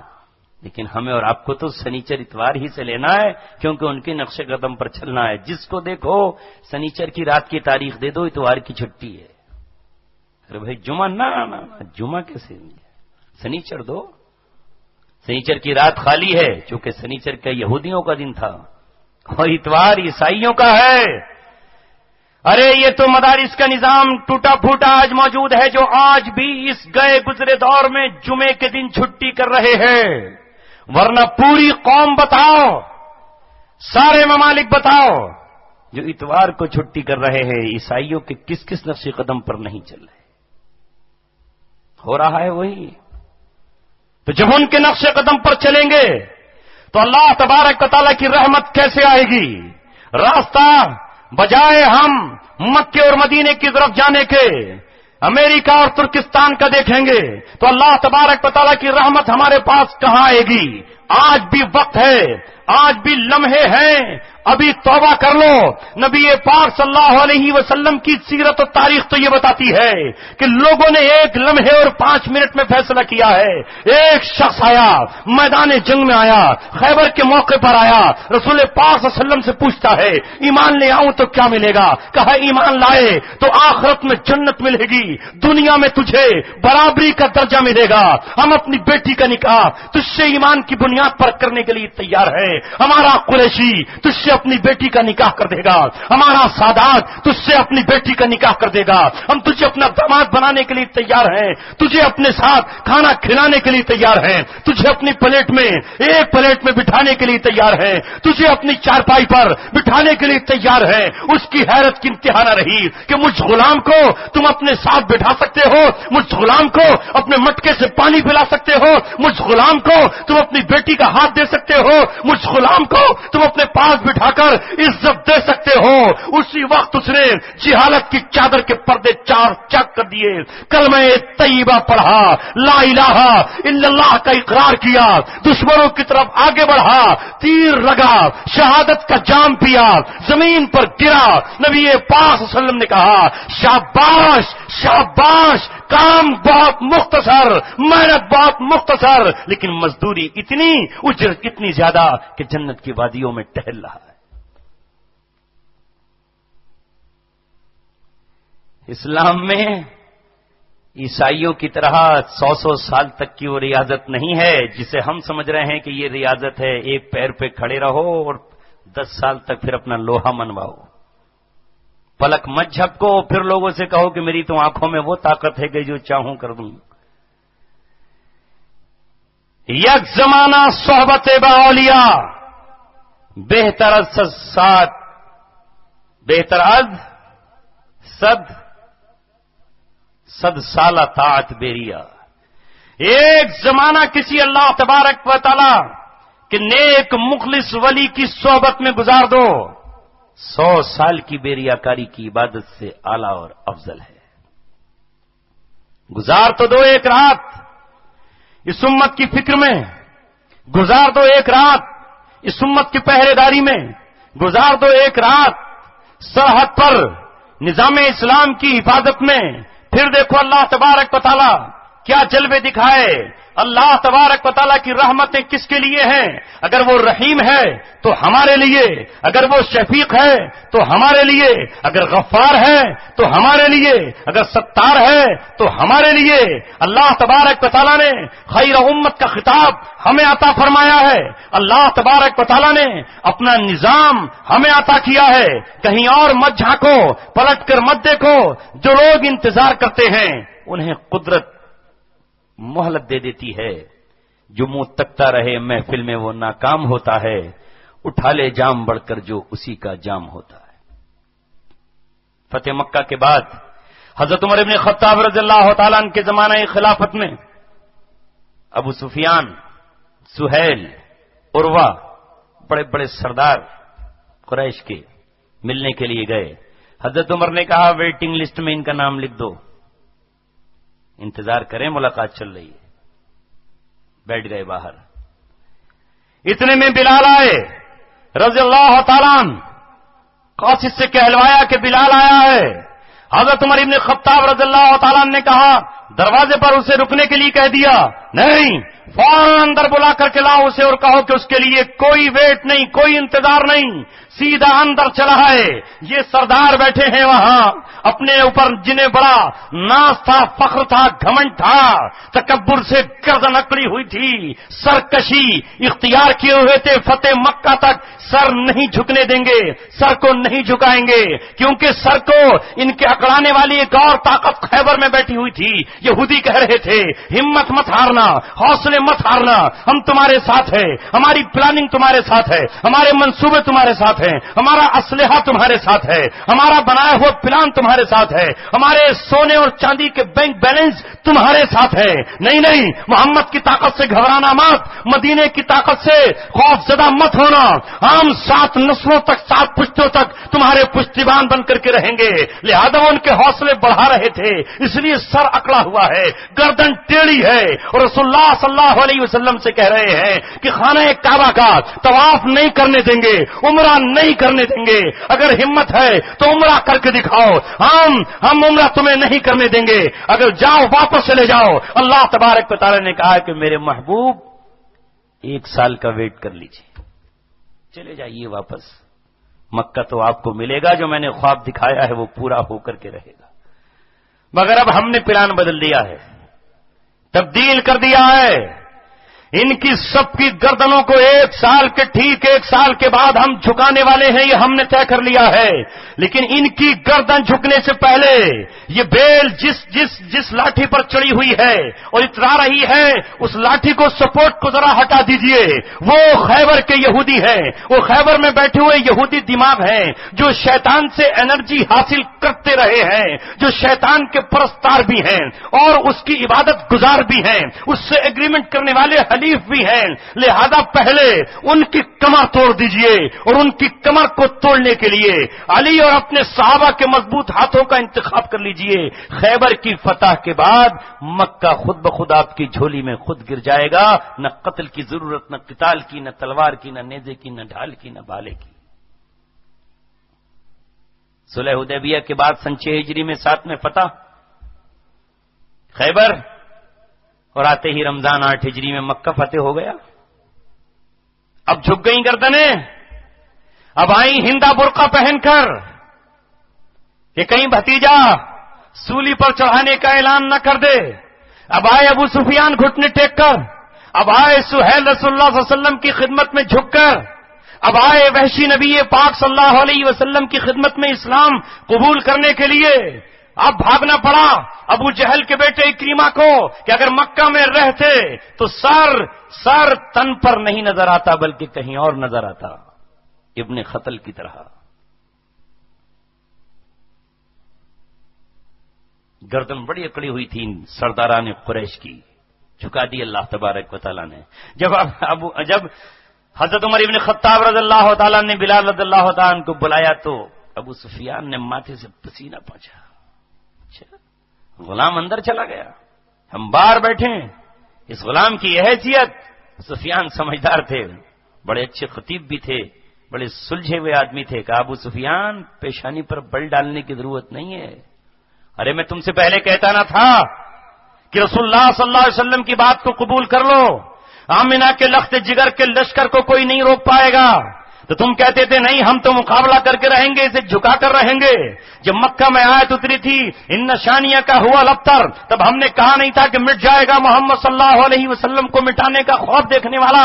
دیکھتے ہی دیکھتے جب ہم نے یہ کہا تھا کہ قرآن نے اعلان کر دیا ہے محمد صلی اللہ علیہ وسلم نے تبت یدا ابی لہب، تو ابو لہب کہتا تھا میں کیسے ٹوٹ جاؤں گا، میرا زور کیسے ٹوٹ جائے گا، میری قوت کیسے جھٹک جائے گی، لیکن ٹوٹا کہ نہیں ٹوٹا۔ ہم نے کہا اب بھی اسلام قبول کر لو، جھکا دو آج محمد صلی اللہ علیہ وسلم کے قدموں میں جا کر کے سر۔ ارے خالد نے سر جھکا دیا، آج وہ عزت والا ہے، عمرو بن عاص نے سر جھکایا، وہ عزت والا ہے، لیکن تم بولے نہیں، آخری قطرے تک مقابلہ کرتے کرتے رہیں گے, آخری سانس تک مقابلہ کرتے رہیں گے. صلح حدیبیہ پر تم نے روک دیا, پھر فتح مکہ پر روک پائے. رسول اللہ صلی اللہ علیہ وسلم کا لشکر جب آیا ہے تو تمہیں گلیوں میں چھپ کر کے پناہ لینا پڑی, پہاڑ کی غاروں میں چھپ کر کے پناہ لینا پڑی. آج شکر مناؤ, بلال اس وقت محمد صلی اللہ علیہ وسلم کا دیوانہ ہو چکا ہے جب مکے کی گلیوں میں تم اس پہ کوڑے برسا رہے تھے اور اس کے جسم کو اپنے ظالم کوڑوں سے چھیل رہے تھے. اسی وقت اس کی عظمت کا اعلان ہو گیا تھا. ابو سفیان شکر مناؤ کہ محمد صلی اللہ علیہ وسلم نے انتقام نہیں لیا, یوسف کی طرح تمہیں معاف کر دیا, ورنہ تم سب کے سر کھجور کے تنوں پر لٹکے ہوئے ہوتے تو آج داخلے کی اجازت ملتی, ہڈیاں بھی گل گئی ہوتی, وہ کیڑے کھا گئے ہوتے. تو ابو سفیان کو کہا کہ اب بات تو صحیح ہے, کہ اب کیوں کہہ رہے ہو, اب کیوں کہہ رہے ہو کہ ہمیں روک دیا؟ وقت ہے عزیزو اسلام کو سینہ دینے کا. اس وقت اسلام بظاہر کہہ رہا ہوں, بباطن تو اسلام نہ کل کمزور تھا نہ آج کمزور ہے. میرا نبی جس طرح پیدا ہوا تو اس وقت بھی اسی شان والا تھا جس طرح اس کی شان 40 سال کے بعد ظاہر ہوئی ہے, جس طرح اس کی شان تبوک میں ظاہر ہوئی ہے, جس طرح میرے نبی کی شان فتح مکہ پر ظاہر ہوئی ہے, جس طرح میرے نبی کے شان صحابہ کی شکل میں کسرا کے تاج کے جب موتی اکھیڑے گئے ہیں اس شکل میں ظاہر ہوئی ہے, جس طرح میرے نبی کی شان قسطنطنیہ کی فتح پہ ظاہر ہوئی ہے. میرا نبی اس وقت بھی شان والا تھا, لیکن زمانے کی نظروں کو پتا نہیں تھا کہ آمنہ کا یتیم دو عالم کا تاجدار ہے, آمنہ کا یتیم کائنات کا بادشاہ ہے, آمنہ کا یتیم وجہ تخلیق کائنات ہے. اس لیے کوئی اسے سینے سے لگانے کے لیے تیار نہیں تھا. مالدار عورتوں نے, تازہ دم اٹھنے والی عورتوں نے اسے اپنے سینے سے نہیں لگایا, اس لیے کہ یتیم کا بیٹا ہے, غریب کی اولاد ہے, کمزور اور بے سہارا ماں کی آنکھوں کا تارا ہے. لیکن دائی حلیمہ اس کمزور نے اسے اپنے سینے سے لگایا تو اس کے سینے میں دودھ کا سیلاب امڑ آیا. جب اس نے اپنی گود میں بٹھایا تو اس کے جسم میں طاقت دوڑائی. جب اونٹنی پر سوار کیا تو اونٹنی کی چال بدل گئی. جب گھر میں لے کر گئی تو گھر میں برکتوں کے خزانے امن پڑے. بکریوں کے تھنوں میں دودھ پانی کے چشموں کی طرح جاری ہو گیا. کھیت پر محمد ابن عبداللہ کو لے کر گئی ہے تو سوکھی کھیتیاں ہری بھری ہو گئیں. اور جب بکریاں چرانے دو عالم کا تاجدار نکلا ہے تو بنجر زمین لہلہانے لگی. جہاں پر بکریاں چلی جاتی وہاں خود بخود سبزہ اگ جاتا. آج آپ سے کہہ رہا ہوں ننداسن اس کے قریب رہنے والوں, اسلام کو یتیم سمجھتے ہوئے آج ہم نہ کاندھا دینے کے لیے تیار ہیں, نہ اپنا گھر دینے کے لیے تیار ہیں, نہ مال دینے کے لیے تیار ہے. معاف کیجئے گا مجھے, میں نہ کسی پر تنقید کر رہا ہوں نہ کسی پر تانے کر رہا ہوں. اگر آج کوئی حکومت کا آدمی, ایک ایم پی اور ایک ایم ایل اے, ایک منتری اور ایک منسٹر اگر یہ کہے کہ مجھے الیکشن لڑنا ہے, مجھے 5 لاکھ کا ڈونیشن دے دو, تو آج لوگ اسے ڈونیشن دے دیں گے, اس لیے کہ کل اس کے ایک ٹیلی فون پر تھانے اور کچہری میں جتنا چاہوں گا اپنے مقابل کے ساتھ ظلم و ستم کر پاؤں گا. لیکن آج ہم اسلام کو نبی کے دین کو کچھ دینے کے لیے تیار نہیں ہے. یاد رکھو کہیں ایسا نہ ہو کہ حضرت مہدی کا ظہور ہو جائے, حضرت حسین کی اولاد آ جائے, کہیں ایسا نہ ہو کہ نبی کا خون مہدی بن کر کے ظاہر ہو جائے اور نبی پاک صلی اللہ علیہ وسلم کا یہ لخت جگر روحانیت کا امام پھر اسلام کو اپنی کمر دے دے تو تمہاری کسی کی ضرورت بھی پیش نہیں آئے. وہ 313 کو لے کر نکل کھڑا ہو اور سفیانی جب اسے گرفتار کرنے کے لیے ملک شام سے چلے تو مقام بیدا پہ دھس جائے. اسے جو گرفتار کرنے چلے اس کا تیا پاچا ہو جائے, اس کے گھوڑے جدھر چل پڑے ادھر فتح ہی فتح ہو. 313 کے لشکر کو لے کر وہ تالوت کی طرح نکلے تو آج کے جالوت کی صفوں کو الٹ ڈالے اور میں اور آپ دجال کے خیموں کو میں ہی سر چھپاتے رہیں اور دجال کے لشکر کو اپنا پیسہ دیتے رہیں. کچھ نہیں کہہ سکتے کہ کب ظہور ہو جائے, کچھ نہیں کہہ سکتے کہ کب دجال خارج ہو جائے. ابھی اس لیے دجال کو یہودی باہر نہیں لا رہے کہ انہوں نے یہ دیکھ لیا کہ یہ اتنی آسان نہیں ہے جنگ. محمد صلی اللہ علیہ وسلم کے دیوانے آج بھی موجود ہیں. عراق میں انہیں اندازہ ہو گیا انہیں عراق میں کہ کیسی ہے رسول اللہ صلی اللہ علیہ وسلم کی امت. اگر ابھی نکال لائے تو ابھی بھی اسے چیلنج کرنے والے اس کے چہرے پر تھوکنے والے موجود ہیں. وہ چاہتے ہیں کہ اس موقع پر لے کر آئیں جب امت کی روحانیت پوری طرح ختم ہو جائے, یہ امت زنا کی شکار ہو جائے, سڑکوں پر چوراہوں پر زنا کاری ہو رہی ہو اور کوئی اف کہنے والا نہ ہو. اسی لیے تو آج انہوں نے سائنس اور ٹیکنالوجی کے ذریعے وہ کارنامہ انجام دیا ہے جو آج سے پہلے شاید کبھی انجام نہ دیا جا سکا ہو. اور یہ قوم لوط بھی اپنی بے حیائی کو اپنی بستیوں سے باہر تک نہیں پھیلا پائی تھی, اس لیے عذاب اسی بستی پر آیا تھا, برابر کی بستیوں کو نہیں اٹھلا گیا تھا. لیکن آج کی لوط قوم کے عمل پر عمل کرنے والوں نے یہاں تک کر دیا ہے کہ وہ مناظر جنہیں دیکھ کر وہ بے حیا جانور بھی شرما جائے جسے ہم خنزیر کہتے ہیں, اس بے حیائی کے منظر کو نوجوانوں کے موبائل تک پہنچا دیا گیا, نوجوانوں کی جیب تک پہنچا دیا گیا, معصوم بیٹیوں اور بیٹوں کی جیب تک پہنچا دیا گیا, بالکل انسانیت کی حدوں سے پار کر دیا گیا. لہذا انسان مذہب کے بندھن توڑ کر, دین کی دیواروں کو توڑ کر, دینی رشتوں کو ختم کر کے ایک مسلمان بچی اپنے جذبات پر قابو نہ پا سکی. حالانکہ ایمان جسم سے زیادہ محبوب ہے, ایمان روح سے زیادہ محبوب ہے, ایمان بچوں سے زیادہ محبوب ہے, ایمان خون کے قطروں سے زیادہ محبوب ہے. نہ جانے کتنے نوجوان, میں 2002 سے لے کر کے اور پہلے تک کی بات کر رہا ہوں, سولی پر چڑھا دیے گئے, آگ کے تندوروں میں ڈال دیے گئے, جلتے ہوئے تیل میں ڈال دیے گئے, لیکن ایمان نہیں چھوڑا, رب سے رشتہ نہیں چھوڑا. لیکن یہ کیسا زہر پلایا ہے, یہ کون سی دوا پلائی ہے, یہ کون سا ایسا جام پلایا ہے کہ ایک بیٹی مسلمان کی اپنے باپ کو چھوڑ دے کوئی بات نہیں ہے, دین چھوڑ کر کے عیسائی اور یہودی یا کسی غیر مسلم اور مشرک کے گھر میں پہنچ گئی. جس کی کوکھ سے کوئی صلاح الدین پیدا ہوتا, جس کے پیٹ سے کوئی محمد بن قاسم پیدا ہوتا, جس کے پیٹ سے کوئی نور الدین زنگی کھڑا ہوتا, جس کی اولادوں میں کوئی مجد الفسانی پیدا ہوتا, جس کی اولادوں میں کوئی قاسم نانوتوی کھڑا ہوتا, جس کی اولادوں میں کوئی علی میاں بن کر کے چمکتا, جس کی اولادوں میں کوئی شیخ احمد یاسین ہوتا جو بیت المقدس کے لیے قربانیاں دیتا. لیکن وہ اب یہودی کے بچے جن رہی ہے, وہ عیسائی کے بچے جن رہی ہے, وہ مشرک کے بچے جن رہی ہے. تم سوچ رہے ہوگے میں کسی اور دنیا کی بات کر رہا ہوں, کسی اور کی بات نہیں کر رہا, اپنے ہی گھر کی, اپنے شہر کی, اپنے پاس کے, اپنے پڑوس کی بات کر رہا ہوں. اگر ہم نے اپنے گھر کی نگرانی نہیں کی, اگر ہم نے اپنے آپ کو نہیں بچایا, اگر ہم نے اپنی صفوں کا جائزہ نہیں لیا, تو یاد رکھیے گا سیلاب کا پانی نہ میرا گھر دیکھے گا, نہ آپ کا گھر دیکھے گا. آگ نہ کچے کو دیکھے گی نہ پکے کو, نہ ہرے درخت کو دیکھے گی نہ سوکھے درخت کو, جلا کر کے پار نکل جائے گی. فکر کر لو آج بھی, اس سے بڑا نقصان کوئی اور نقصان نہیں ہو سکتا. آؤ فرعون کی بیوی کو دیکھو, آسیہ, کتنا ظلم اور ستم ہے. وہاں تو نکاح ہی میں تھی وہ فرعون کے, وہاں تو اس کے عیش و عشرت ہی میں تھی, وہاں تو اس کے قدموں میں ہی تھی. کیوں؟ لیکن وہ ایمان لے کر آئی, اور جب ایمان لے کر آئی تو اس کے ایمان کا امتحان کس طرح لیا گیا, اس امتحان کی کہانی کوئی اور نہیں, اللہ تبارک و تعالیٰ بیان کر رہا ہے.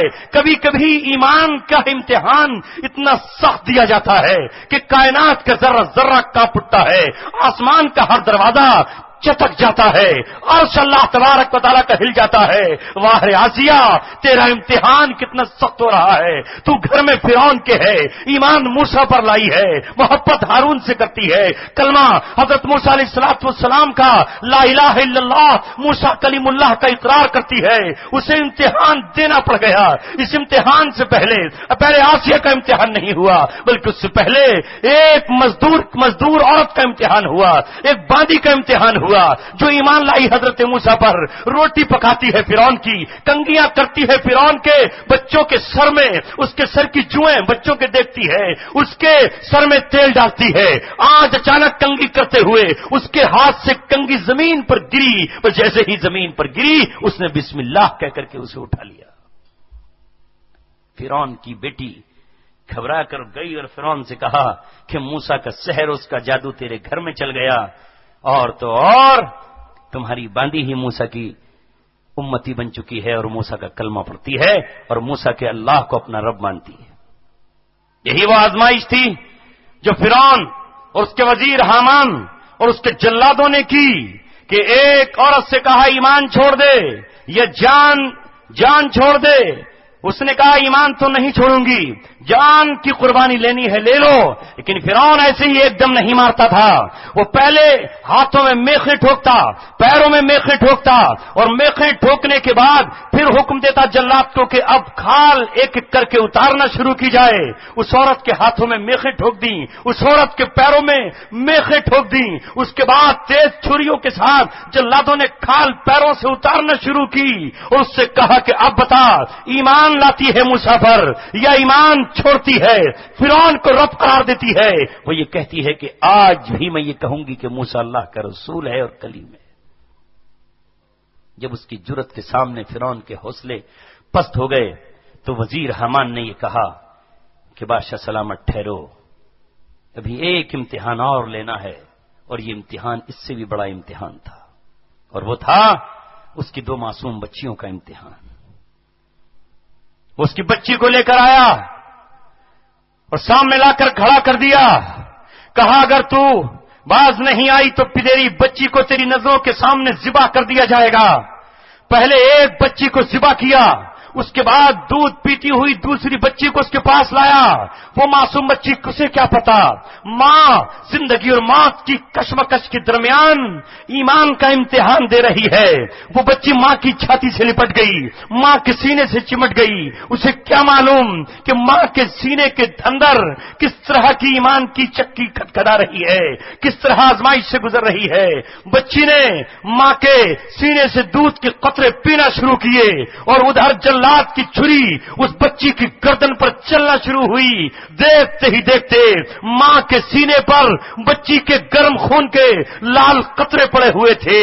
لیکن ماں سرد سانس لے کر آہ بھر کے اس نے پھر اللہ تبارک و تعالیٰ کا نام لیا اور اس کے بعد حامان سے کہا اللہ کا شکر ہے یہ امتحان میری کھال کے اتارنے سے زیادہ سخت تھا، اللہ نے مجھے اس امتحان سے پار کر دیا ہے. یہی مرحلہ تھا جہاں بچیوں کی محبت مجھے کفر میں مبتلا کر سکتی تھی، مجھے ایمان سے باغی بنا سکتی تھی. لیکن اے مولا تیرے دیے ہوئے صبر کے میں صدقے کہ تو نے دونوں بیٹیوں کی قربانی پر مجھے ثابت قدمی عطا فرمائی. اور پھر جلاد کو پکار کر کہا جتنی تجھ میں طاقت ہے وہ آزما اور جسم کے ٹکڑے ٹکڑے فضا میں بکھیر دے، یا کھال کو اتار کے باہر پھینک دے. اب تو اللہ تبارک و تعالیٰ پر ایمان لے آئے.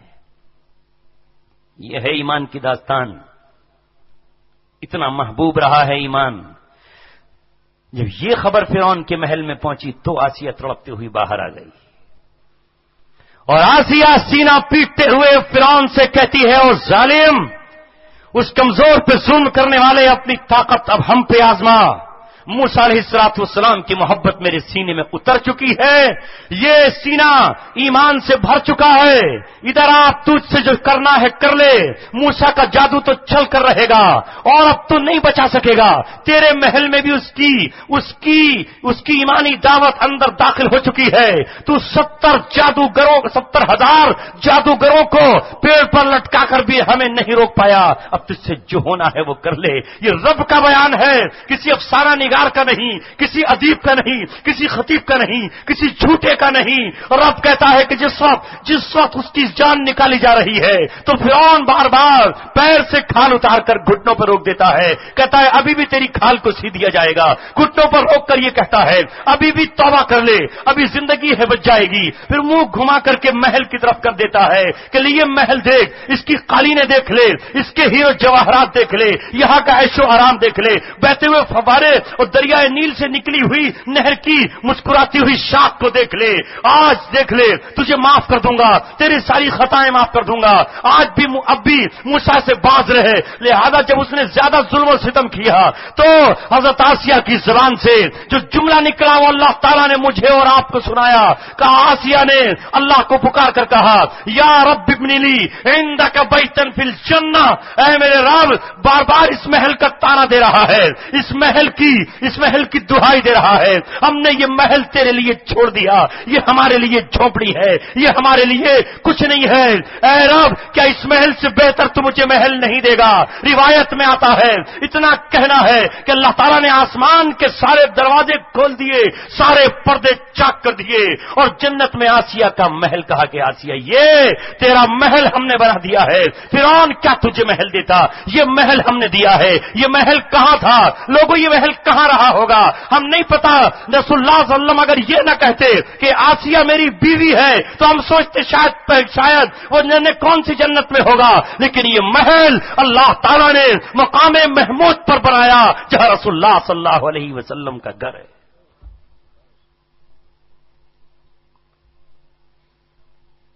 مسکرائی آسیہ، فرعون کہتا ہے دیوانی اور پاگل ہو گئی، اسے کیا پتا کہ اللہ تعالیٰ شہید کو ابھی روح نکلنے سے پہلے ہی جنت میں اس کا ٹھکانہ دکھا دیتا ہے۔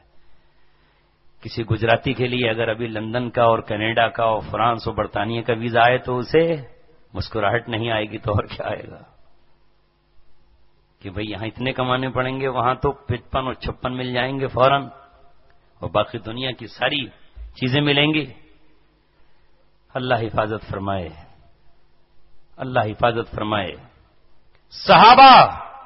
صحابہ نے اگر ہجرت کی تو وہاں ہجرت کی جہاں رسول اللہ صلی اللہ علیہ وسلم گئے۔ انہوں نے یہ نہیں دیکھا کہ وہ شہر اس کا نام یثرب ہے جہاں کی بیماری بہت زیادہ مشہور ہے۔ علماء کرام سے پوچھ لو، جو بیٹے تمہارے عالم ہیں کبھی ان سے پوچھا کرو کہ یہ یثرب کون سا شہر کہلاتا تھا، اسے یثرب کیوں کہا جاتا تھا؟ بدفعلی کی وجہ سے، منحوسیت کی وجہ سے ہی اسے یثرب کہا جاتا تھا، لیکن جب میرا نبی وہاں گیا ہے تو اس کا نام مدینہ الرسول ہو گیا ہے، اسی کا نام طیبہ ہے، اسی کا نام طابہ ہے، وہی طیبہ ہے، وہی رسول اللہ صلی اللہ علیہ وسلم کا مدینہ ہے، جس کے بارے میں ہم یہ کہتے ہیں ساری دنیا سے کہ سارا جہاں ہم سے لے لو، مدینہ ہمیں دے دو۔ جہاں کی بیماری مشہور تھی، میرے نبی نے کہا یہاں کی بیماری نہیں، یہاں کی مٹی میں بھی خاکے، یہ مٹی بھی خاکے شفا ہے۔ یہ میرے ہاتھوں سے لگایا ہوا کھجور کا وہ درخت ہے جسے اجوا کہا جاتا ہے، جو صبح کو 7 کھجوریں کھا لے تو پھر اسے کبھی جادو و سحر ہی نہ ہو۔ صحابہ نے دیکھا جہاں رسول اللہ صلی اللہ علیہ وسلم چلے گئے، اللہ کے رسول نے کہا اے اللہ، تیرے خلیل ابراہیم نے مکہ کو اپنا حرم قرار دیا تھا، میں مدینہ کو اپنا حرم قرار دیتا ہوں۔ وہ برکتیں جو آپ نے حضرت ابراہیم کی دعا پر مکہ کو عطا فرمائی ہیں، اس سے دگنی برکتوں کا سوال میں تجھ سے مدینہ کے لیے کرتا ہوں۔ نبی پاک صلی اللہ علیہ وسلم نے پہنچتے ہی مدینہ کو مدینہ قرار دلوا دیا۔ مدینے کی نرمی مشہور ہے، لہذا رسول اللہ جس مدینے کی طرف گئے ہیں وہ اسلام کا مرکز ہے۔ میرے آقا نے کہہ دیا اسلام پوری دنیا سے آخری زمانے میں سمٹ کر کے اس طرح چلا آئے گا مدینہ میں جیسے سانپ اپنے بل میں رات کو لوٹ کر کے چلا آتا ہے۔ کہاں ہونی چاہیے ہماری تمنا؟ کہاں ہونی چاہیے؟ عمر ابن خطاب کہا کہ نہیں، دارالخلافت نہیں بدلوں گا، چینج نہیں کروں گا، اجل صحابہ کو باہر نہیں جانے دوں گا، نبی کے قدموں میں ہی رکھنے دوں گا۔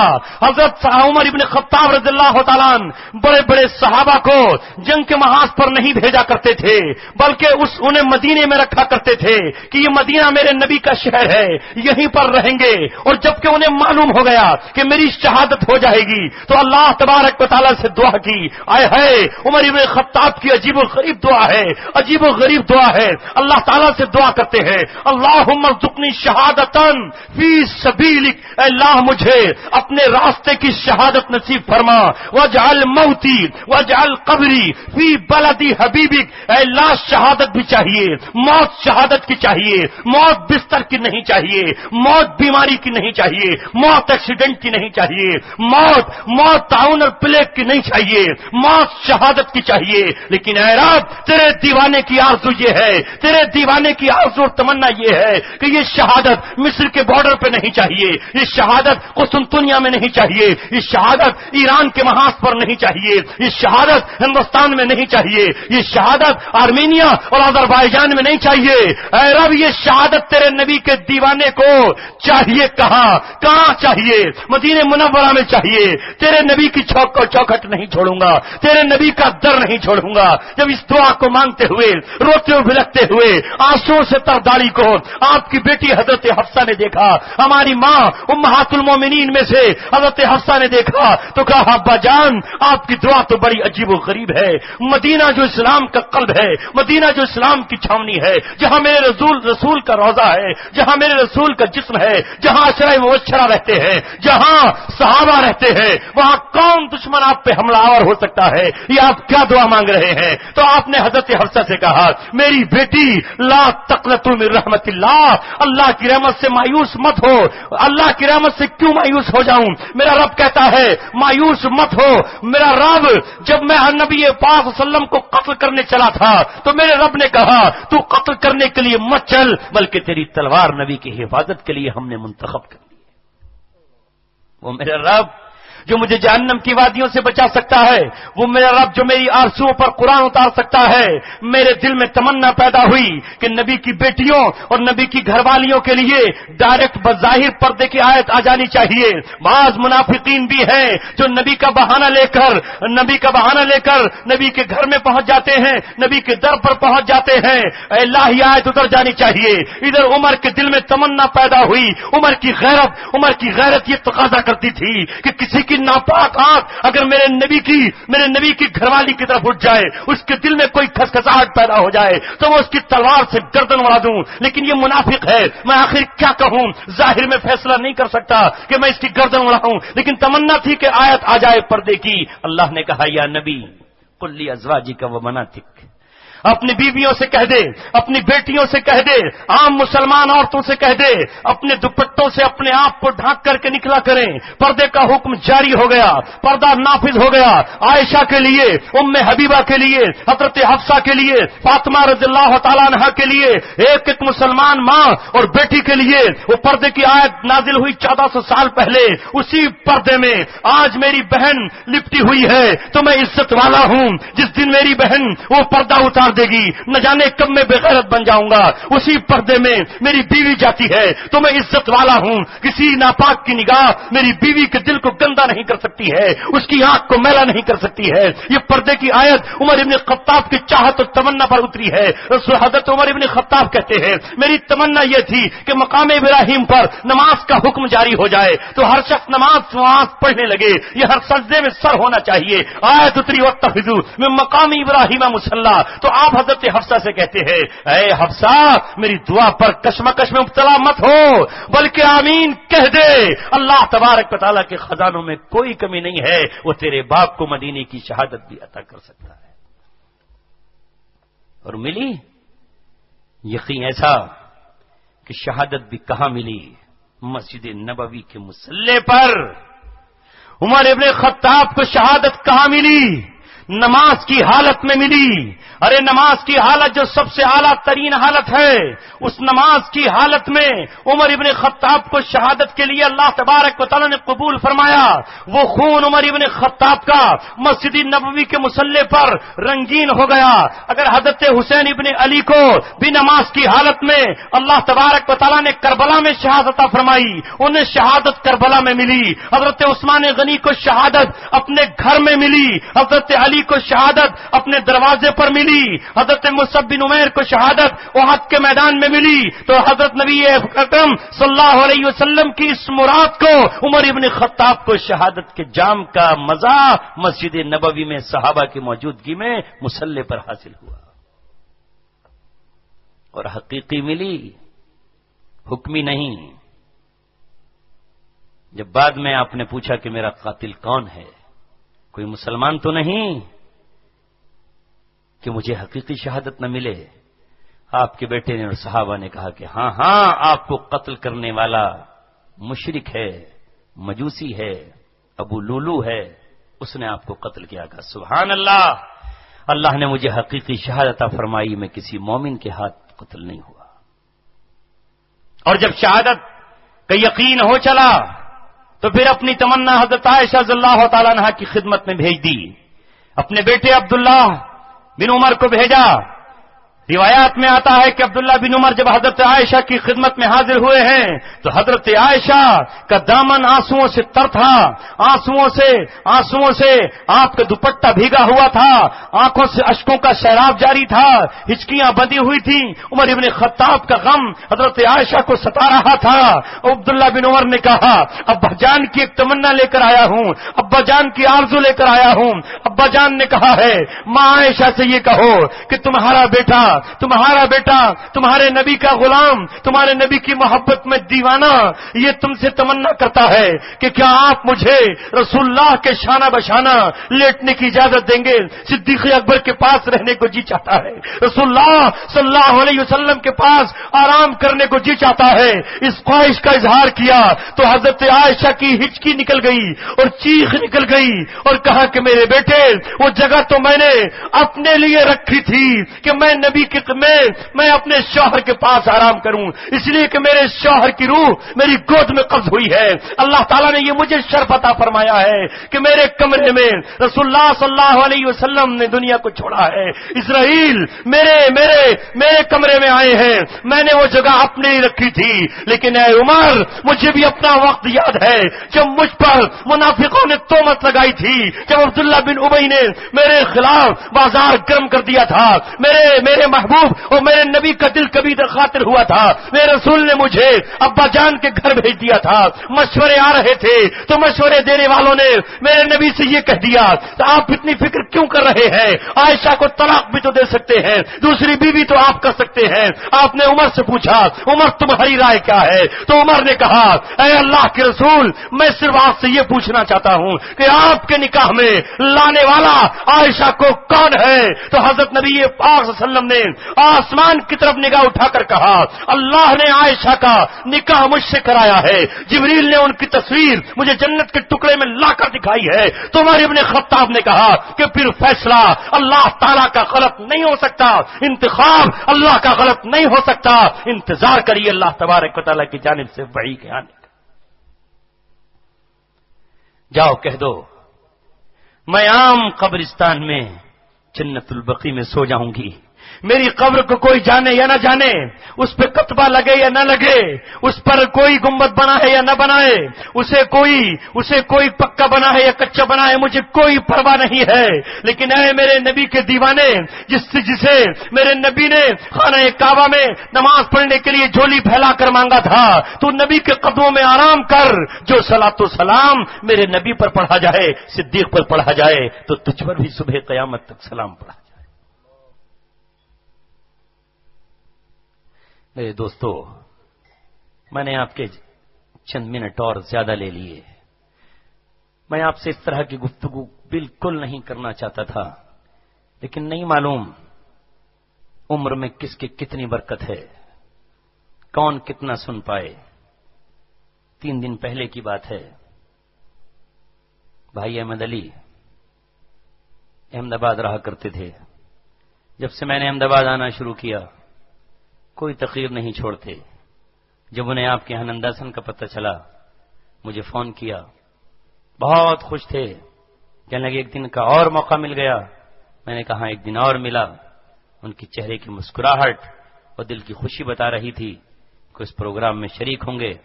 ہم لوگ بڑودہ عصر کے وقت پہنچ گئے، وہ مغرب کے وقت اپنے ساتھیوں کے ساتھ نکلے، بار بار اپنے ساتھیوں سے یہ کہتے تھے جلدی چلو، ایسا نہ ہو کہ عشاء کے بعد ہم دیر سے پہنچیں اور بات جلدی شروع ہو جائے، ہم سے کچھ بات چھوٹ جائے۔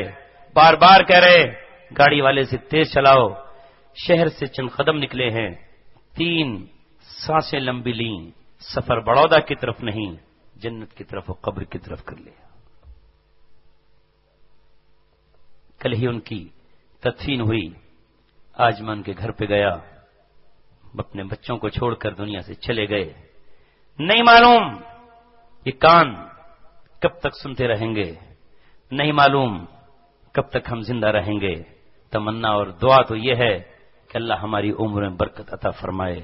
ابھی تو کچھ بھی نہیں کیا، پیچھے پلٹ کر دیکھے تو کچھ بھی نہیں کیا، کچھ بھی نہیں ہوا ہم سے۔ دوستو اگر نہ دیکھیں تو اپنے آپ خوش ہوتے رہیں کہ بہت کچھ کر لیا، کچھ کرنے کا بھی وقت ہے۔ اللہ تبارک و تعالی ہمیں قبول فرما لے۔ میں نے قرآن کی ایک آیت کا ٹکڑا پڑھا اور حدیث پوری نہیں پڑھی وقت کی قلت کی وجہ سے، صرف اتنا پڑھا کہ رسول اللہ صلی اللہ علیہ وسلم نے صحابہ ہمیں اور آپ کو خبر دی کہ ایک وقت ایسا آ جائے گا کہ دنیا کی ساری قومیں تمہیں کھانے کے لیے بلائیں گی۔ یوشک ان تداع علیکم الامم کما تداع الاکلۃ الی قصعتها۔ جس طرح بھوکوں کو دسترخوان پر یا پیالے کی طرف آپ اپنے سینی طباق کی طرف بلاتے ہیں، آؤ جلدی آؤ جلدی آؤ ادھر آؤ ہاتھ دھو کھانا کھا لو جلدی سے، یہ وقت آ جائے گا کہ امتیں تمہیں کھانے کے لیے دعوت دے رہی ہوں گے ایک دوسرے کو کہ دسترخوان سجا ہوا ہے، انہیں ہڑپ کر لو، انہیں چٹ کر لو، انہیں چبا جاؤ۔ پہلے کی ہم نہیں جانتے، لیکن اگر آج نظریں ہمارے سامنے موجود ہوں تو پچھلے 10 سال سے لے کر یہی سب کچھ ہو رہا ہے۔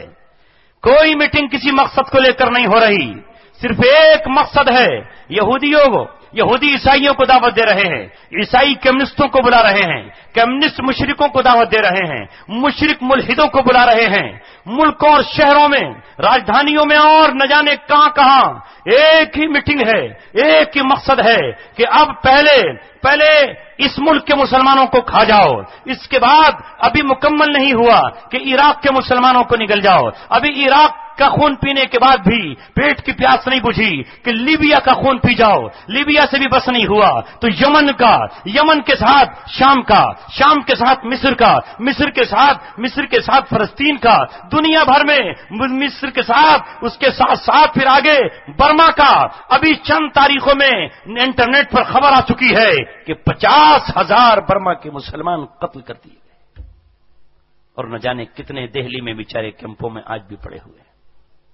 یہ میرے نبی نے 1400 سال پہلے کہا تھا کہ وقت آ جائے گا کہ جب ساری قومیں، ساری امتیں صرف ایک مقصد ہوگا، یہودی اور عیسائیوں کا کوئی جھگڑا نہیں، کوئی ٹکراؤ نہیں، وہ ہٹلر کی ظلم اور ستم کو بھول جائیں گے، یہودی ہولوکاسٹ کو بھول جائیں گے جو جرمنی کے ایک عیسائی چانسلر نے ان کے ساتھ کیا تھا، وہ سب کچھ بھول جائیں گے۔ تمہاری دشمنی میں کہا جائے گا بس انہیں کھاؤ، یہی گوشت سب سے زیادہ تازہ ہے، یہی سب سے بہتر ہے، یہی سب سے اعلیٰ ہے، یہ کام ہوگا۔ اور صحابہ نے پوچھا نحن من قلۃ، کیا ہم اس وقت کم ہوں گے؟ شاید کمی کی بنیاد پر کہا نہیں، بل انتم کثیر، تعداد تمہاری سینکڑوں میں نہیں اربوں کھربوں میں ہوگی، اور حال تمہارا یہ ہوگا کہ تمہارے اندر سے حال یہ ہوگا کہ تم صرف دیکھنے میں نظر آ رہے ہوگے، لیکن حال اور کیفیت یہ ہوگی کہ تم سمندر کے جھگ کی طرح بے حیثیت اور بے کار ہو جاؤ گے۔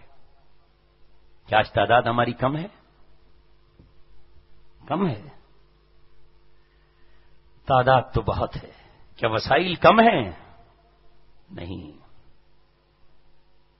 ہر گھر میں ایئر کنڈیشن ہے، چلنے کے لیے گاڑی ایئر کنڈیشن ہے۔ مال و دولت کا حال یہ ہے کہ گھروں میں سنگ مرمر لگا ہوا ہے، یتیموں کو پہننے کے لیے کپڑے نہ ہو لیکن کتوں کو پہننے کے لیے کپڑے ہیں، بیواؤں کے تن ڈھانکنے کے لیے ہمارے پاس کچھ نہ ہو لیکن ہماری دیواروں پر پردے پڑے ہوئے ہیں۔ ہم کس کی نمائندگی کر رہے ہیں آج؟ عمر ابن خطاب رضی اللہ تعالیٰ عنہ کے زمانے میں جب قحط پڑا، تاریخ سے پوچھو، انہوں نے یہ کہا کہ میرے سامنے شہد کا شربت نہ لایا جائے، میں شربت نہیں پیوں گا۔ عمر ابن خطاب رضی اللہ تعالیٰ عنہ نے کہا میں چکنائی استعمال نہیں کروں گا۔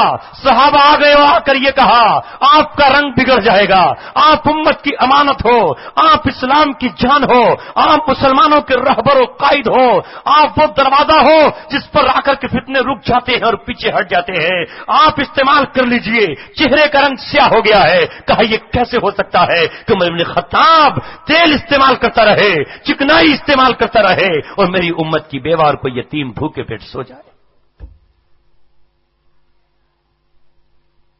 ایسے نہیں آیا انقلاب، دنیا ایسے فتح نہیں ہوئی۔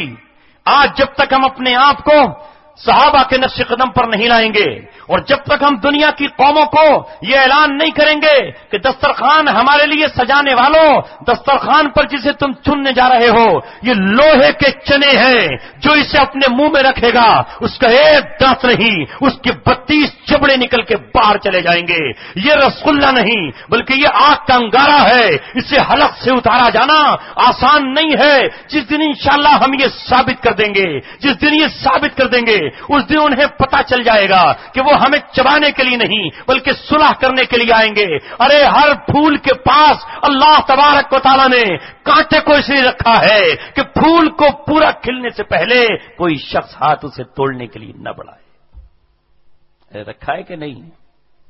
ورنہ ہر کوئی کچی کلی کو مسل دیتا، لیکن جب کانٹا چبھتا ہے تو آسانی سے پھول تک نہیں جاتا۔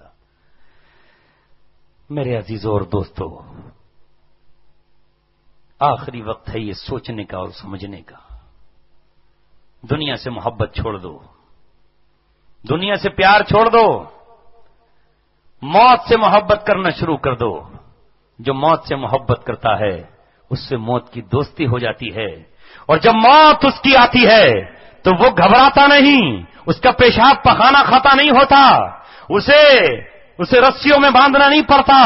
وہ پھر اس طرح ہوتا ہے جس طرح علامہ اقبال نے کہا، نشانے مرد مومن باتو گویم، میں تجھ سے مرد مومن کی نشانی بتاتا ہوں کہ چو مر گاید تبسم بر لبے اوس، جب اس کی موت آتی ہے تو اس کے چہرے پر مسکراہٹ ہوتی ہے۔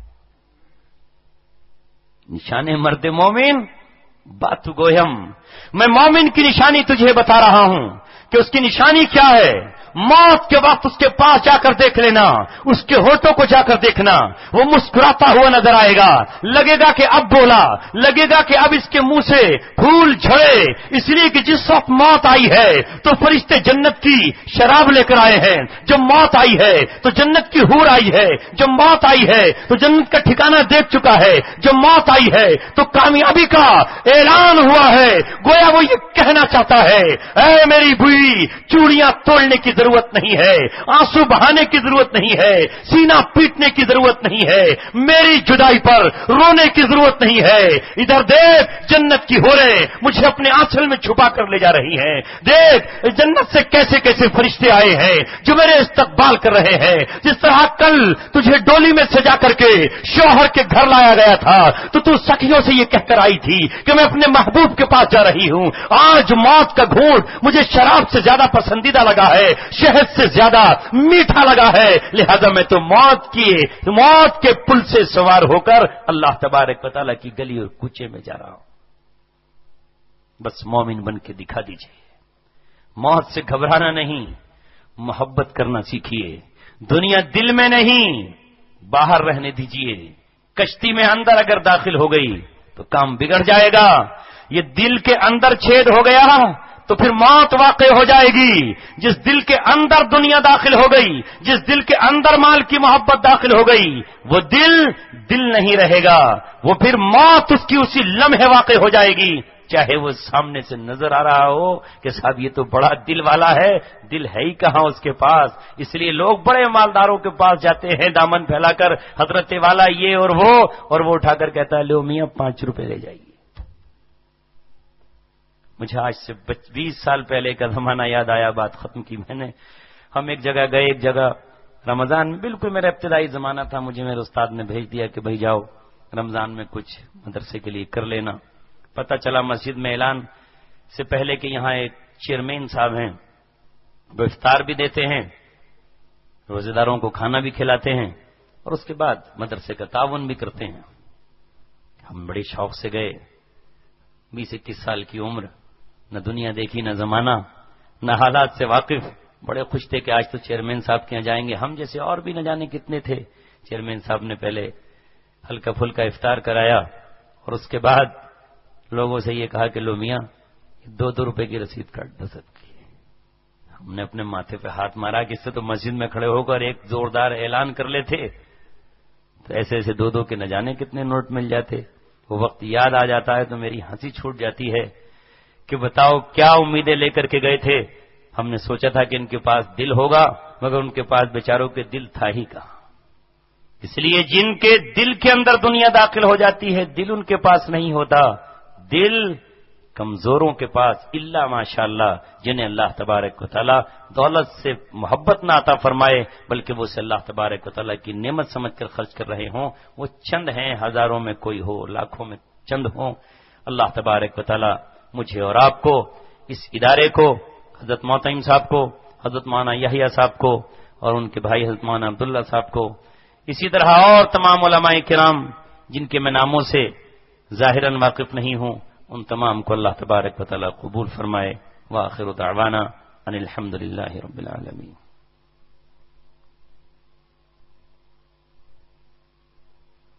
دعا فرما لیجیے۔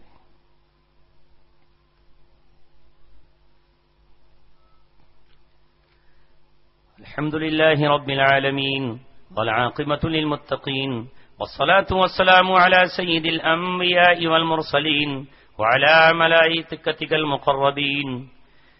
ربنا یا ربنا ورب العالمین انت ربنا ورب المستضعفین یا رب صل وسلم دائما ابدا على حبیبک خیر الخلق کلہم۔ اے اللہ ہماری دعاؤں کو قبول فرما۔ اے مولا یہ سال بھر کی علماء کرام کی، اساتذہ کرام کی محنت کا نچوڑ تھا جو طلبہ کی زبانوں سے جاری ہوا۔ اے مولا سال بھر کی راتوں کی محنت کا صلہ آج کی رات ہمیں نصیب فرما۔ اے مولا یہ صلہ ہماری ان نسلوں کو نصیب فرما۔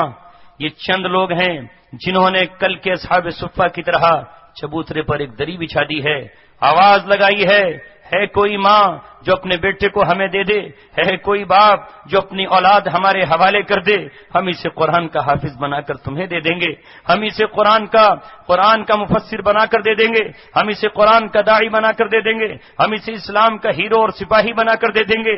اے مولا کریم چند ٹکوں اور چند روپیوں میں ہم نے تیرے دین کے محافظ کھڑے کر دیے ہیں۔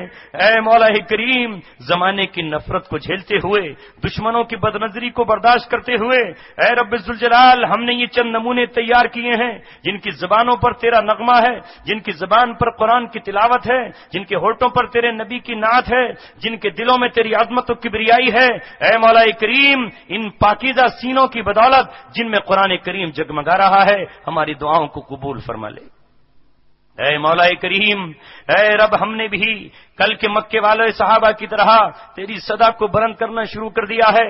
ہمارا ملک بالکل مکے جیسا ہے۔ اے مولا کریم یہاں بھی وہی قومیں بستی ہیں جو کل نبی کے دور میں مکہ میں بستی تھیں۔ اے رب ذوالجلال کل کے بلال آج کے بلال کی مانند ہیں، اور آج کا بلال کل کے بلال کے نقش قدم پر چل رہا ہے۔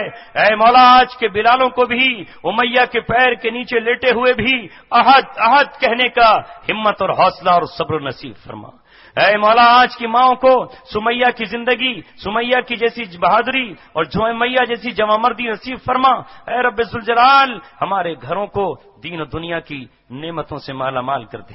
ہماری جھولیاں خالی ہیں، اے مولا کسی دوسرے کی چوکھٹ پر تو نہیں جائیں گے۔ اے رب ذوالجلال فاقہ ہو تو پیٹ پر پتھر باندھ لیں گے۔ اے مولا کریم جائیں تو تیری ذات رسوا ہوگی، تیرا دین رسوا ہو جائے گا۔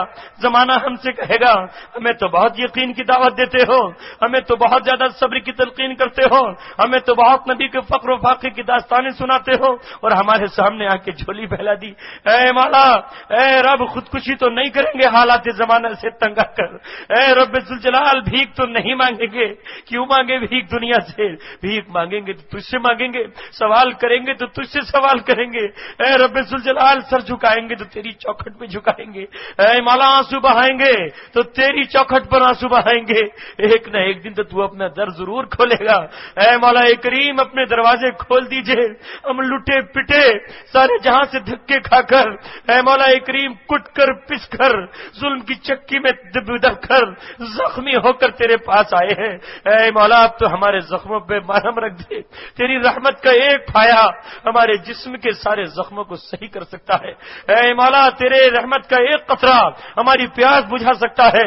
اے مولا کریم تیری رحمت کا ایک قطرہ ہماری پوری زندگی کی پیاس بجھا سکتا ہے. اے مولا کریم تیرے فرشتے کا ایک بازو ہمیں سایہ عطا کر سکتا ہے. اپنے فرشتے کے بازوؤں میں ہمیں چھپا لے. اے مولا بہت خوف و دہشت ہے. اے مولا کریم قدم قدم پر ڈر ہے, خوف و ہراس کے بادل ہیں, لیکن اے مولا ہمارے پاس فرشتوں کو ہمیشہ لگا دیجئے. جس طرح ایک منسٹر کے اگر کئی باڈی گارڈ ہوتے ہیں اسے کوئی خوف و خطر نہیں ہوتا, اور رات دن کہیں بھی سفر کرتا ہے, اے مولا فرشتوں کو ہمارا محافظ بنا دیجئے تاکہ ہم دشمنوں کی صفوں میں بھی بے خوف ہو کر کے سفر آسانی سے کرنے لگے. اے رب ذوالجلال, اے خالق کائنات, اگر تو اپنی مدد فرشتوں کے ذریعے نہ اتارتا تو بدر میں فتح کے دروازے نہ کھلتے. اے رب ذوالجلال اگر تو اپنے فرشتے بنو قریظہ کے قلعوں میں انہیں خوف زدہ اور رعب ڈالنے کے لیے نہ بھیجتا تو بنو قریظہ کو فتح نہ کیا جا سکتا تھا. اے رب ذوالجلال آج بھی یہودیوں کے قلعوں پر اپنے فرشتوں کو بھیج کر ان کے دلوں کو دہلا دیجئے, اور مولا کریم اسلام پسندوں کو صبر و سکون نصیب فرما. اے اللہ تیرے خزانے بے شمار ہیں, تیری برکتیں ہم نے حضرت مریم کے حجرے میں قرآن کی شکل میں پڑھ کر کے دیکھی ہیں. تو بن موسم کے پھل کھلاتا ہے. اے رب ذوالجلال ہمیں بھوک لگے تو روحانی غذا ہمیں عطا فرما دے. اے رب ذوالجلال گناہ کرنے کے لیے شیطان اکسائے تو ہماری حفاظت فرما دے. اے مولا کریم جیسے تو نے اپنے یوسف کی حفاظت فرمائی تہمت لگنے سے پہلے ہی, اے رب ذوالجلال تو نے 7 تالوں کو توڑ دیا اور معصوم بچے کو گواہی دینے کے لیے تو نے مجبور کر دیا. اے مولا آج یوسف کے جانشین نہ جانے کتنے ہیں جن پر تہمتیں لگ رہی ہیں. اے اللہ ہمارے دامن پر لگنے والی تہمتوں کو اپنی رحمت کے پانی سے دھو دیجیے. یہ مجمع تیرے سامنے بیٹھا ہے. اے مولا ہماری کڑوی کسیلی باتیں سن کر بھی نہ یہ اٹھے, نہ زبان کھولی, نہ جواب دیا. کتنا احترام کیا ہے ہمارے پاس, نہ قوت ہے نہ طاقت ہے. اے مولا ہم نے پکارا, آگے بڑھ کر کے چلے آئے. اے رب ذوالجلال ان کے جذبوں کو قبول فرما لے. کڑوی کسیلی ہماری باتیں سنتے رہتے ہیں, ہم انہیں نہ جانا کیا کیا کہہ دیتے ہیں, لیکن یہ ہے نہ کبھی روٹتے ہیں نہ کبھی بغاوت کرتے ہیں. ہم چلتے ہیں تو جوتیاں اٹھانے کے لیے دوڑ پڑتے ہیں. ہمارے پاس تو کچھ نہیں ہے, لیکن اے مولا ان کی محبت سچی ہے, ان کی محبت میں کوئی جھول نہیں ہے, ان کی محبت میں کوئی ریاکاری نہیں ہے.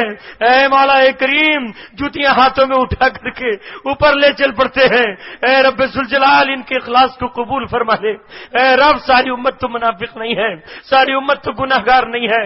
ہاں مانا کہ گناہگار ہے, لیکن چند دیوانے تیرے ایسے ہیں جن کے اخلاص پر تو اپنی رحمت کو اتار سکتا ہے. اے مولا اتار دے. اگر کل 313 کری تو نے اتاری ہے تو ہندوستان میں چاہے نہ صحیح لیکن پوری دنیا میں جو 313 ہیں, اے مولا ان 313 کی بدولت سب کی بگڑی تقدیر کو بنا دیجئے. اسلام کے قلعے کی حفاظت کے فیصلے کر دیجئے. اے مولا کریم ہم نے جو دعائیں مانگی ہیں ساری قبول فرما لے. بچپن کی دعائیں, جوانی کی دعائیں, بڑھاپے کی دعائیں, ہماری ماؤں کی دعائیں, اے مولا ہمارے والدین کی دعائیں جو دنیا سے مانگ کر چلے گئے قبول فرما. بھائی ناصر کے والد دنیا سے گئے, ان کی مغفرت کے فیصلے فرما. اے رب ذوالجلال, اے خالق کائنات, وہ احمد علی جو دین سے محبت کیا کرتا تھا, جس نے ہم سے تعلق جوڑا صرف ایمان و اسلام کی بنیاد پر, بڑودہ کی تقریر سننے کا متلاشی تھا. اے رب ذوالجلال اسے قبر میں بتا دیجئے کہ ہمارا اس سے رشتہ قائم ہے. جب تک جیئیں گے تیری مغفرت کی دعا کرتے رہیں گے, تجھ سے تیرے لیے رب سے درخواست کرتے رہیں گے. اے رب ذوالجلال اس شخص کے گناہوں کو معاف فرما اور جنت کی وادی میں پہنچا کر کے اے مولا کریم اپنی محبت کا صلہ نصیب فرما. ہماری ان دعاؤں کو اور جس نے بھی ہم سے دعا کے لیے کہا ہو اپنے نبی کے صدقے میں قبول فرما، اپنے فضل سے قبول فرما، اپنے ناموں کی برکت سے قبول فرما۔ ہم میں سے جس نے حج و عمرے پہ جانے کے ارادے کیے ہیں اے مولا ان کے حج و عمروں کو قبول فرما، جانا ان کے لیے آسان فرما، اور وہاں پہنچ کر نبی کی چوکھٹ پر پہنچ کر پوری امت کے لیے تڑپ کر دعائیں مانگنے کی توفیق نصیب فرما، حجر اسود کو چومنے کا موقع عطا فرما، ملتزم سے لپٹنے اور چمٹ کر کے پوری امت کے لیے مانگنے کی دعا عطا فرما۔ اے مولا تیری محبت میں علماء کرام پر جھوٹے مقدمات چل رہے ہیں، اے مولا کریم ان کو مقدموں سے بری فرما دیجیے۔ اے مولا کریم بڑھاپے کے عالم میں اے رب ذوالجلال کٹگھرے میں کھڑا ہونا پڑتا ہے، تیرے دین کے دائی سینے میں قرآن رکھنے والے اے رب مصلی پر کھڑے ہونے والے مجرموں کی حیثیت میں کھڑے ہیں، قاتل پوچھتے ہیں مولانا آپ کیوں آئے ہو، چور پوچھتے ہیں مولانا آپ کیوں آئے ہو، زانی پوچھتے ہیں مولانا آپ کیوں آئے ہو۔ اے رب تیری محبت میں آج رب ذوالجلال نہ جانے کیسے کیا کرنا پڑ رہا ہے، بیٹیاں غمزدہ ہیں، باپ کو سزا نہ ہو جائے، بیٹے غمزدہ ہیں، بوڑھا باپ سزا کا مستحق نہ ہو جائے۔ اے رب ذوالجلال بیٹیوں کی دعائیں قبول فرما لے، بیٹوں کے آنسو قبول فرما لے، ہمارے آنسو قبول فرما لے۔ اے رب ذوالجلال امت کے قیدیوں کو آزادی کے پروانے نصیب فرما۔ اے رب قلم تیرے ہاتھ میں ہے، قلم بدلنے کی طاقت تجھ میں ہے، کتنے ججوں نے لکھنا کچھ چاہا لکھ کچھ دیا، اے مولا تو نے بے شک ہماری مدد فرمائی ہے، تیری قدرت کو ہم کیسے نہ مانیں، تیری بڑائی کا کیسے اقرار نہ کریں، تیری مدد کو کیسے دنیا کو نہ بتائیں۔ دنیا والے ہمارا مذاق اڑاتے ہیں، ہم ان کیسے کہنا چاہتے ہیں ہمارے آنسو بے قیمت نہیں ہے۔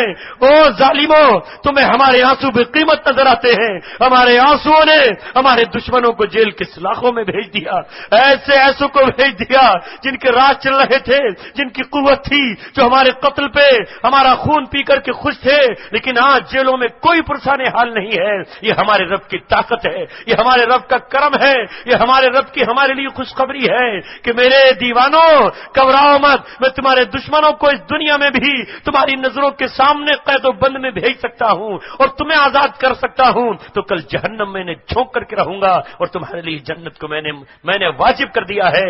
اے مولا ہمیں دنیا میں صبر دے اور آخرت میں ہمیں جنت نصیب فرما۔ اے رب ذوالجلال پوری روئے زمین پر جہاں جہاں بھی مظلوم مسلمان دشمنوں کی قید میں ہیں ان کی آزادی کے فیصلے فرما دے۔ اے مولا کریم امت کو بن قاسم عطا فرما دے، امت کو بن زیاد عطا فرما دے۔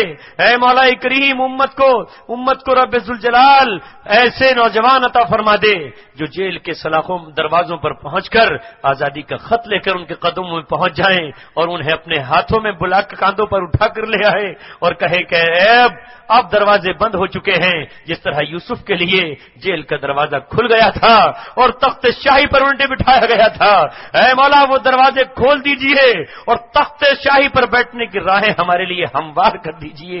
تیرے لیے کچھ مشکل نہیں ہے، ہم نے غم کے بادل دیکھے ہیں، غم کی گھٹائیں دیکھی ہیں، اب خوشیوں کا موسم بھی دکھا دیجئے، روتے ہوئے چہرے دیکھے ہیں، اب مسکراتے ہوئے بھی دکھا دیجئے، یہودیوں کی بوٹ کے نیچے تڑپتے بلکتے ہوئے معصوم بچے دیکھے ہیں۔ اے مولا کریم اب یہودیوں کو حضرت عیسیٰ کی سانس سے قتل ہوتا ہوا بھی دکھا دیجیے۔ اے مولا کریم اسلام کے پرچم کو سرنگو ہوتے ہوئے دکھا ہے، اب اسے لہراتا ہوا بھی دکھا دیجیے۔ ہماری ان دعاؤں کو اپنے فضل و کرم سے قبول فرما لیجیے۔ سبحان ربک رب العزت عما یصفون وسلام علی المرسلین والحمد للہ۔